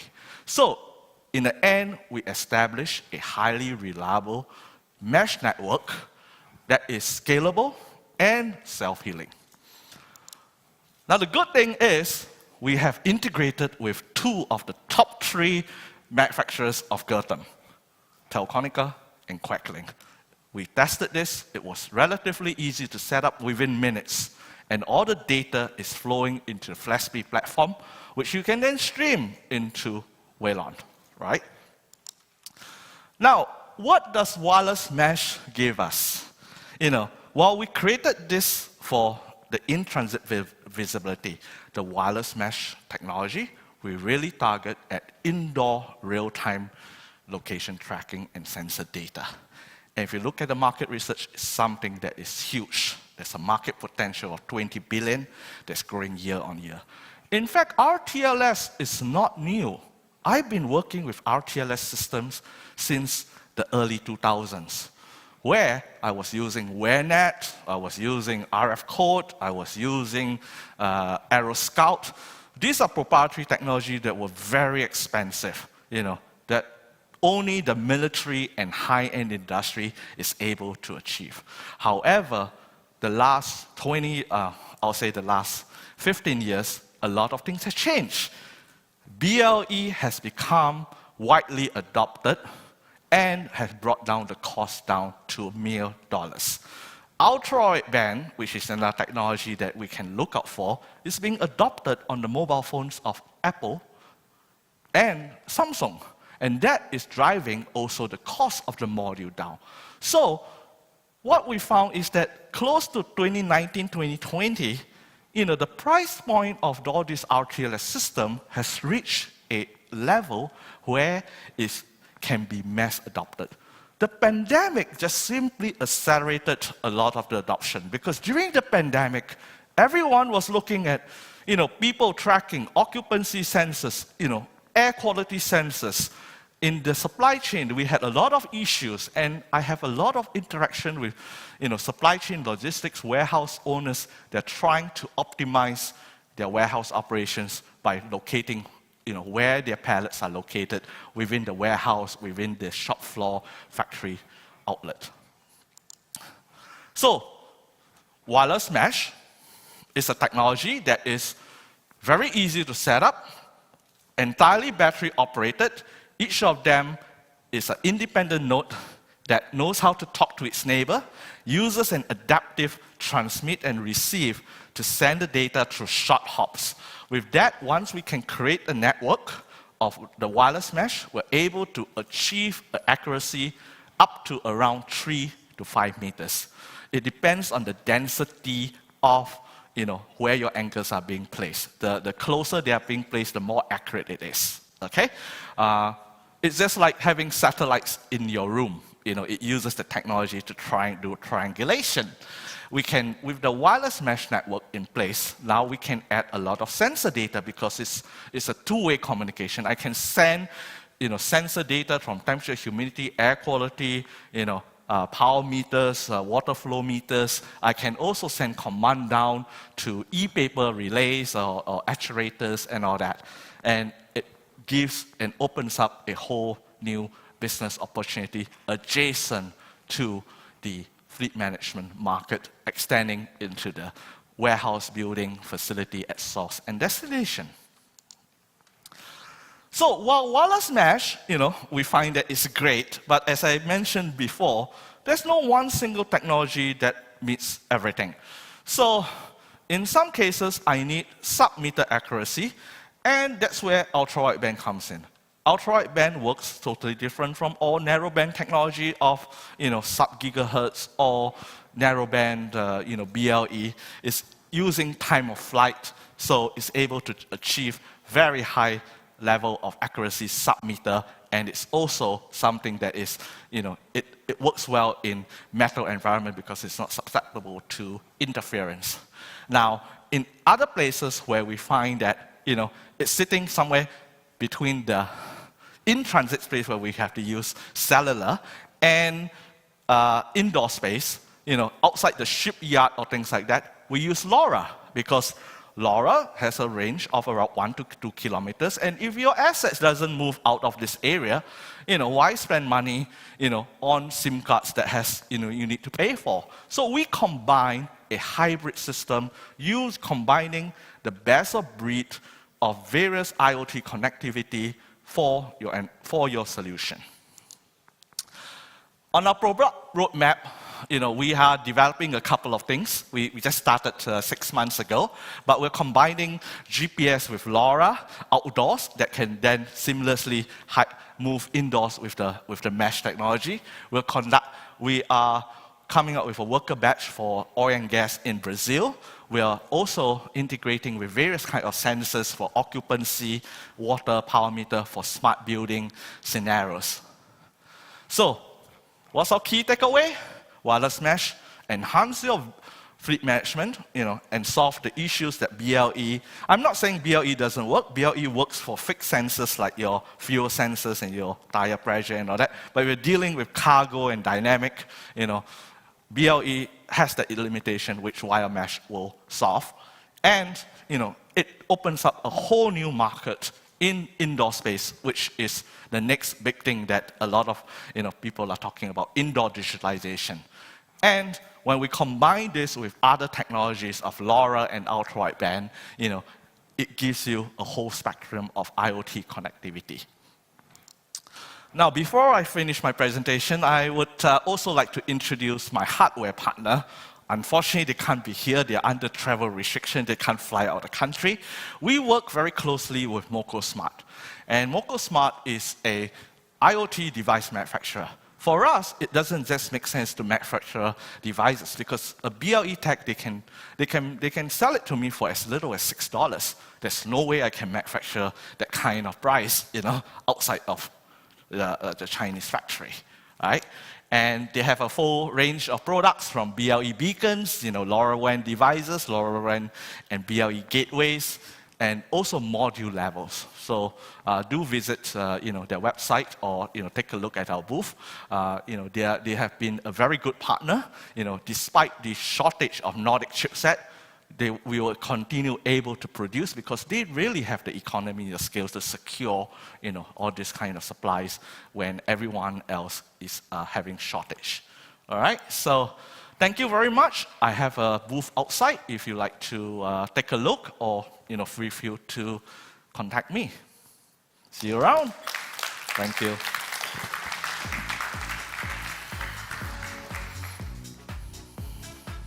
Thank you, Gregory. Now, please welcome to the stage Marius Slavinskas, Chief Business Development Officer for Teltonika Mobility.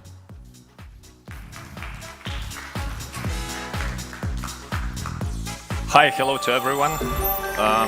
Firstly, I wanted to say big thanks to Wialon and Gurtam team, which created such a big event in Lithuania. And as we joked already with my colleague there on the booth, Lithuania is becoming a GPS world mecca. So all the hardware partners and software companies are establishing their offices here. And it's good for our country's economy, so thanks for that. So while coming here, I was thinking, what's the purpose? Why I should go on the stage and speak? And I saw there on the corridor head coach of basketball, Spanish basketball team, Sergio Scariolo. And I thought, yeah, I'm a competitive person. So the purpose why I'm here, because I want to see Teltonika mobility name in the next year's Wialon Top 10. So that's my purpose. What's the purpose for our partners? To hear me out, I want to highlight the differences between Teltonika mobility and Teltonika telematics. We are like grown-ups, we're leaving our mother Teltonika already, And 2.5 years ago, we established a new company, which had, by the time, 17 employees. So in 2 years, the company grew up to 148 employees that we got today. And we separated the business niche that lacked attention while it was under one roof. And we decided to put even more efforts while creating new business verticals and investing our R&D experience, while providing new values, to our partners. So we got under our roof today personal trackers, asset trackers, and electric mobility. And while speaking to Anna from Wialon, she asked me, bring us some use cases that our partners could easily replicate in different countries using Wialon tools. So, why Teltonika mobility? All the devices that Teltonika Telematics creates were connected with the wires. And our difference, mostly of our products, like personal trackers, were ran on the battery. So to create such solutions, we need to create a low-power platform. So we decided that we need to change the core of the hardware completely and to build the hardware from the scratch using low-power components. So speaking about personal trackers niche, we got multiple projects that are made with our devices. We got worker badge for lone worker protection. We got mini tracker, which is used in multiple use cases as well, that we could explain to you over the Teams calls, as we usually did over these years of COVID. But today I wanted to explain one simple use case that was done a few years ago in Czech Republic. Guys there still brings pensions with real money. It's not transferred to your credit card. And those post officers got hijacked, and we need some security. So we provided them, a personal tracker which has, an SOS button, and in case you got hurt, you can press the button, call the ambulance, or call the help because it got the microphone and loudspeaker. And even though if you got hit hard and you're not moving, you're unconscious, so the device could be programmed to have no movement alert and lose of vertical position, which could automatically start calling your numbers of preference. And this use case, it not only brings the value to the personnel, but it brings value also to the post company, which creates a reliability for their employees, that they think that employer takes care of us. If such a problem exists, it's possible to solve it. So, speaking about asset trackers, I like this product well. We released it approximately a year ago. Also working constantly on improvements, creating new features, functionalities, providing additional value to the customers. You'll start thinking how many pockets I got. So we've been developing this product together with one big leasing company, because car theft, it's a big headache. And a week ago, I read an article in Manchester last year, 25,000 vehicles were stolen. Out of 25,000 vehicles, we recovered 1.8%, which is about 450 cars. So imagine 24,500 vehicles were not recovered. How many money lose the insurance companies? Millions. You invest in a small solution, what's average price right now on the market, I suppose, 40, 50 euros, which helps you to recover the vehicle, which costs 14, 16,000 euros. I suppose it's worth the investment. And they wanted you to tell you a few stories, because while creating solutions, we usually get consultations with our biggest partners. And I asked some companies, explain me how the vehicles are stolen. So as example, our Italian partner told us, usually the thieves are very well prepared. They come at night, and the first night, they come and do a small bump. Then goes away and sits in the car and waits, what's happening? Is police coming up? Is security coming up? If the owner will go out and check the vehicle? All well? Okay, we come the second night. We take your vehicle and pushes it 3-5 meters away to check if geofencing is, working. Is the GPS inside? If no reaction, they come third night, take your car, goodbye. But, for example, UK, we got a big manufacturer of heavyweight machinery, like forklifts and similar ones, which are used in construction sites. So the guys told, no, nobody comes at night, because you get suspicious if somebody runs the tractor in the middle of the night, in construction site. So how we do steal those tractors? So we come at the end of the work, like between 6 p.m. and 8 p.m.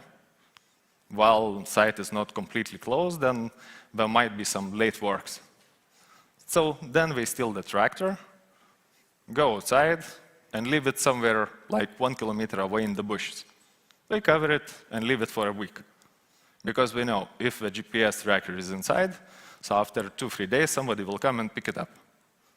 But if there's no GPS tracker inside, after a week, I'm safe to take it, and now it's gone. The furthest machinery found was stolen in UK and recovered in Nigeria. They found the tractor after like 17 days.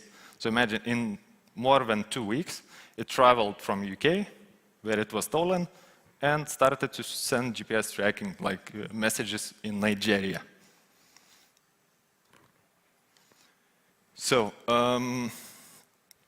we create solutions that allow to use it as a sole device, alone device. But with our big brother, Teltonika Telematics, we created another solution which allows to use our device as a backup solution. And we already placed a patent for this solution a year and a half ago, approximately. And in that case, if you got Teltonika Telematics tracker inside of the vehicle, which is wired, it's connected to the relay, you can block ignition and so on. Smart thieves, we know where the relay are connected. So when we hijack the car, first thing we do, we go under the steering wheel and check all the cablings and look for the relay. Then by the cables, you can find the primary tracker, cut it away and throw it away. What happened next? Our device is securely connected to a primary device. That connection is hidden. So when thief scans the vehicle, it sees only primary device. This device is in sleep mode. When first device is hijacked, taken away, our solution verifies a few times over Bluetooth if primary device is responding. If it's not responding, this wakes up. We need a time gap, yes, but usually we use the scanner for 15-30 minutes. Afterwards, we just place it aside. Then the solution wakes up, starts streaming GPS position, and notifies you about the theft. So you got a high rate of recovery.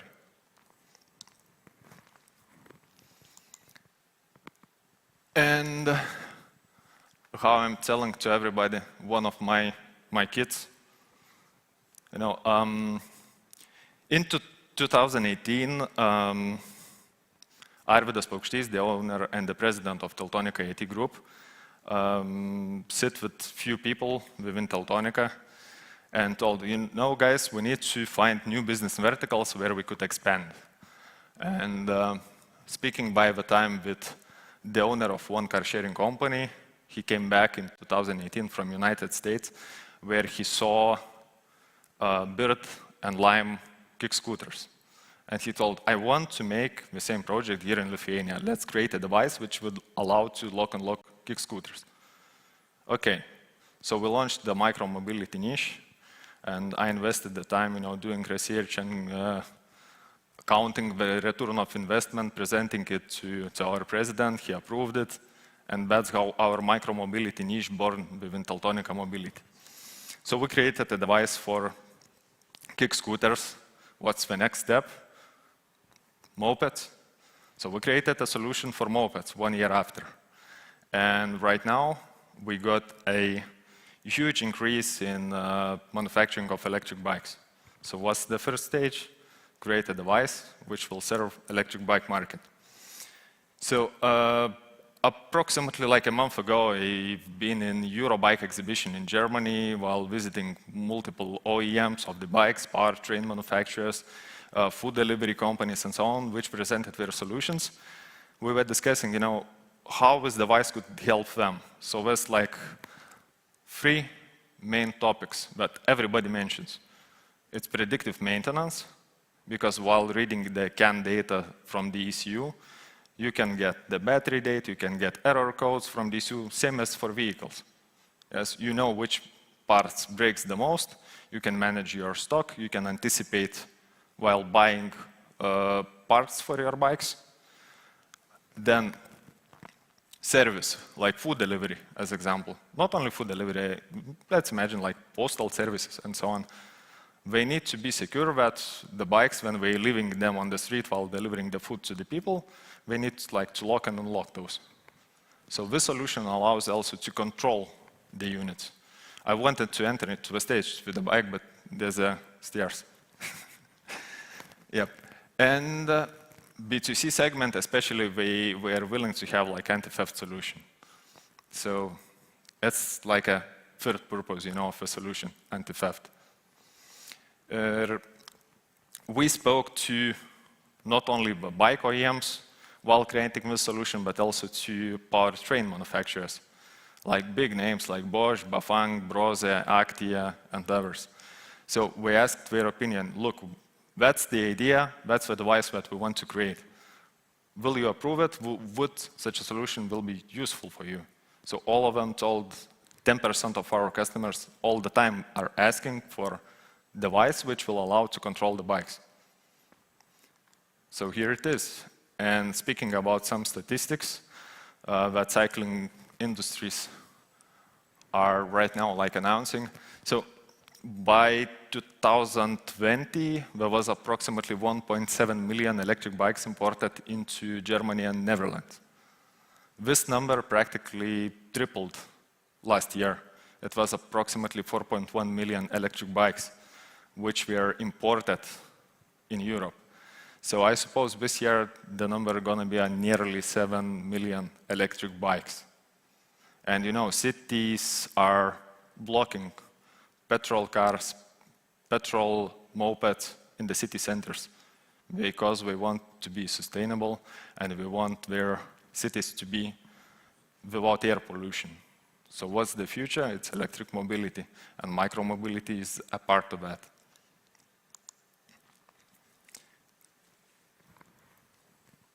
Thank you.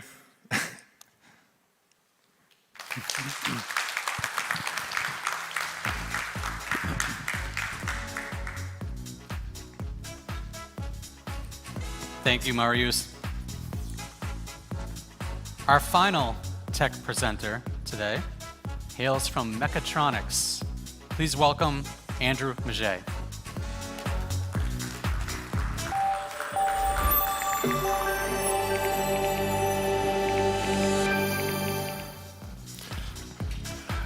Hi to all, nice to meet you all together.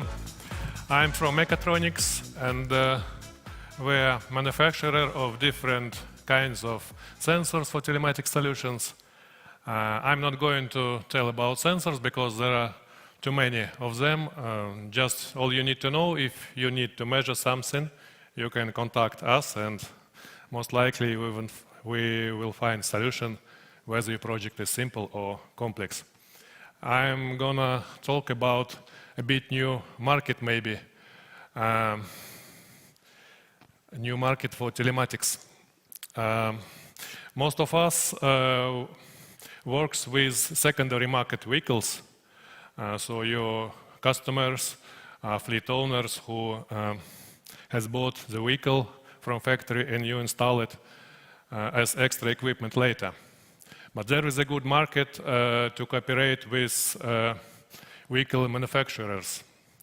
But these customers have a bit different requests from telematics system. And main request is how to reduce warranty expenses, because vehicle manufacturers should replace broken parts. They should send their team on site to solve the problem. There are big expenses, and every vehicle manufacturer wants to reduce these cases as many as possible. So all we can do is to use telematics data for that purpose. And there are two data sources to make that. First data source is operation parameters monitoring. So we just can collect the data of RPM, speed, temperature of oil, water, etc. It's a well-known problem, and we can do it. And second data source is self-diagnostic codes, because if vehicles has CAN bus, there are a lot of electronic units sending self-diagnostic codes. And we also can catch them and transmit to the server. And based on this data, service department of vehicle manufacturer can decide and avoid some not necessary warranty expenses and cases. So in that manner, your customer, your vehicle manufacturer can save his money. From the other side, there is a fleet owner, and he is going to get a factory installed tracking system, and it's very good because it's installed in the best way, because only manufacturer can place all the things of telematic system, hardware parts in the best places. He can do some adoption of his design. So he can install also some peripherals like sensors, fuel monitoring sensors, XLO sensors. So when system is installed on factory, it's always better than our installations on secondary market. But there is a main issue that when a fleet owner gets vehicle equipped on factory, he should get this data in his telematics platform, because if there are two different telematic clouds with that data, it's not very useful to use data part of his fleet is first platform and second part of fleet is another platform, very difficult integration, and our cloud server of manufacturers should be able to forward the data to as many telematic platforms as possible. And here is a Wialon and flespi advantage, because we can resend our telematics data to almost any telematics platform presented on market, so we should not worry about compatibility. And here we come to first problem we faced. We have completed this project for about 1 year. First problem that common GPS tracking devices can read sensor data, can read CAN bus data, but there is an issue with G9039 diagnostic messages, because there are almost no trackers on market who can do that properly. Why this happens? If vehicle has only one error, for example, one sensor is not operates correctly, there is no problem, because there is a standard parameter group number of SAE standard, and there is standard description how to decode it, and there is a main important fields are suspect parameter number and failure mode indicator. So we can read it with any device like Teltonika, Galileo, Sky, etc.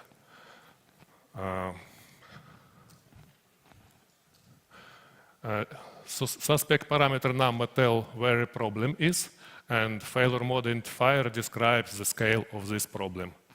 So we can set up Teltonika to read this data, and everything is okay. But when a vehicle has 2 or more errors at the same time, for example, several sensors are not okay, several errors, the special transport protocol is applied. And in this case, we don't have CAN bus identifier to fill up in your GPS tracker settings, because this message is transmitted into the special transport protocol, and CAN bus identifier is similar and transmitted one after another.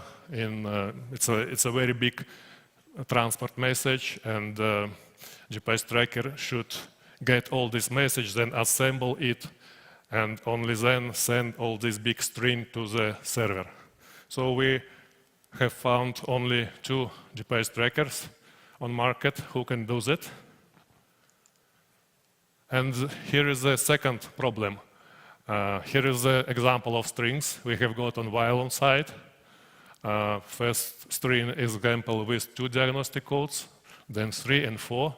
So here is a text string with not constant length, and we need to cut it on parts and find the failure mode identifier from each part. So we was not able to find Wialon features to do that.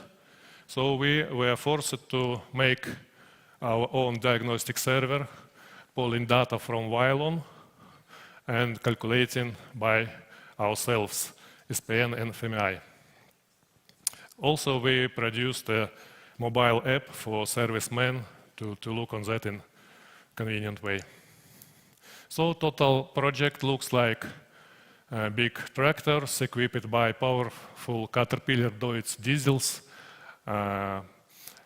GPS tracker with 2 CAN bus interfaces at least, because there can be separate CAN bus of engine and transmission at least. Also CAN bus of implements can be present. So at least 2 CAN bus interfaces is needed, and multi-packet protocol support.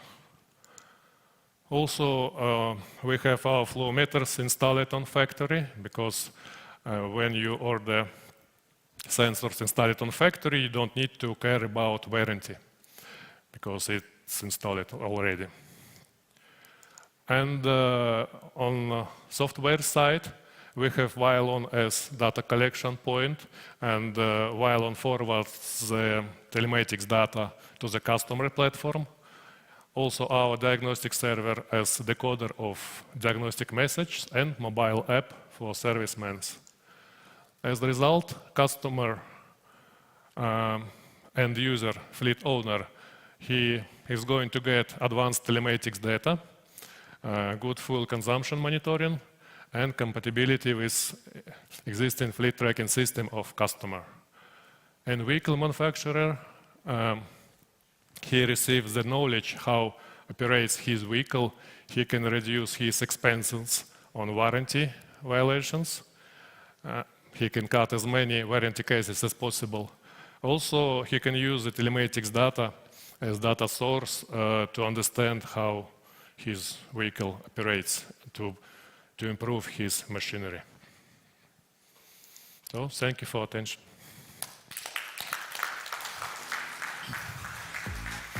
Any questions?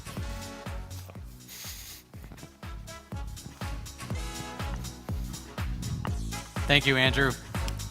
Well, what an incredible 2 days we've had here in Vilnius. Thank you all so much for your attention, your questions, and your participation. It truly means a lot to us. We will now break until 4 p.m. When we return, there will be a workshop here in the main hall, as well as simultaneous workshops in the neighboring halls. The workshop in the main hall will be dedicated to the Wialon mobile app, which, as you might remember from the product presentations yesterday, is a crucial topic to discuss. Also, please note that this is the end of the stream for those at home or the office, since we will not be streaming the workshops, which are unique experiences for the participants here in Vilnius. We sincerely appreciate you viewing the conference online and look forward to hearing your feedback. Hopefully next year we'll see you all in person. Thank you, and see you soon.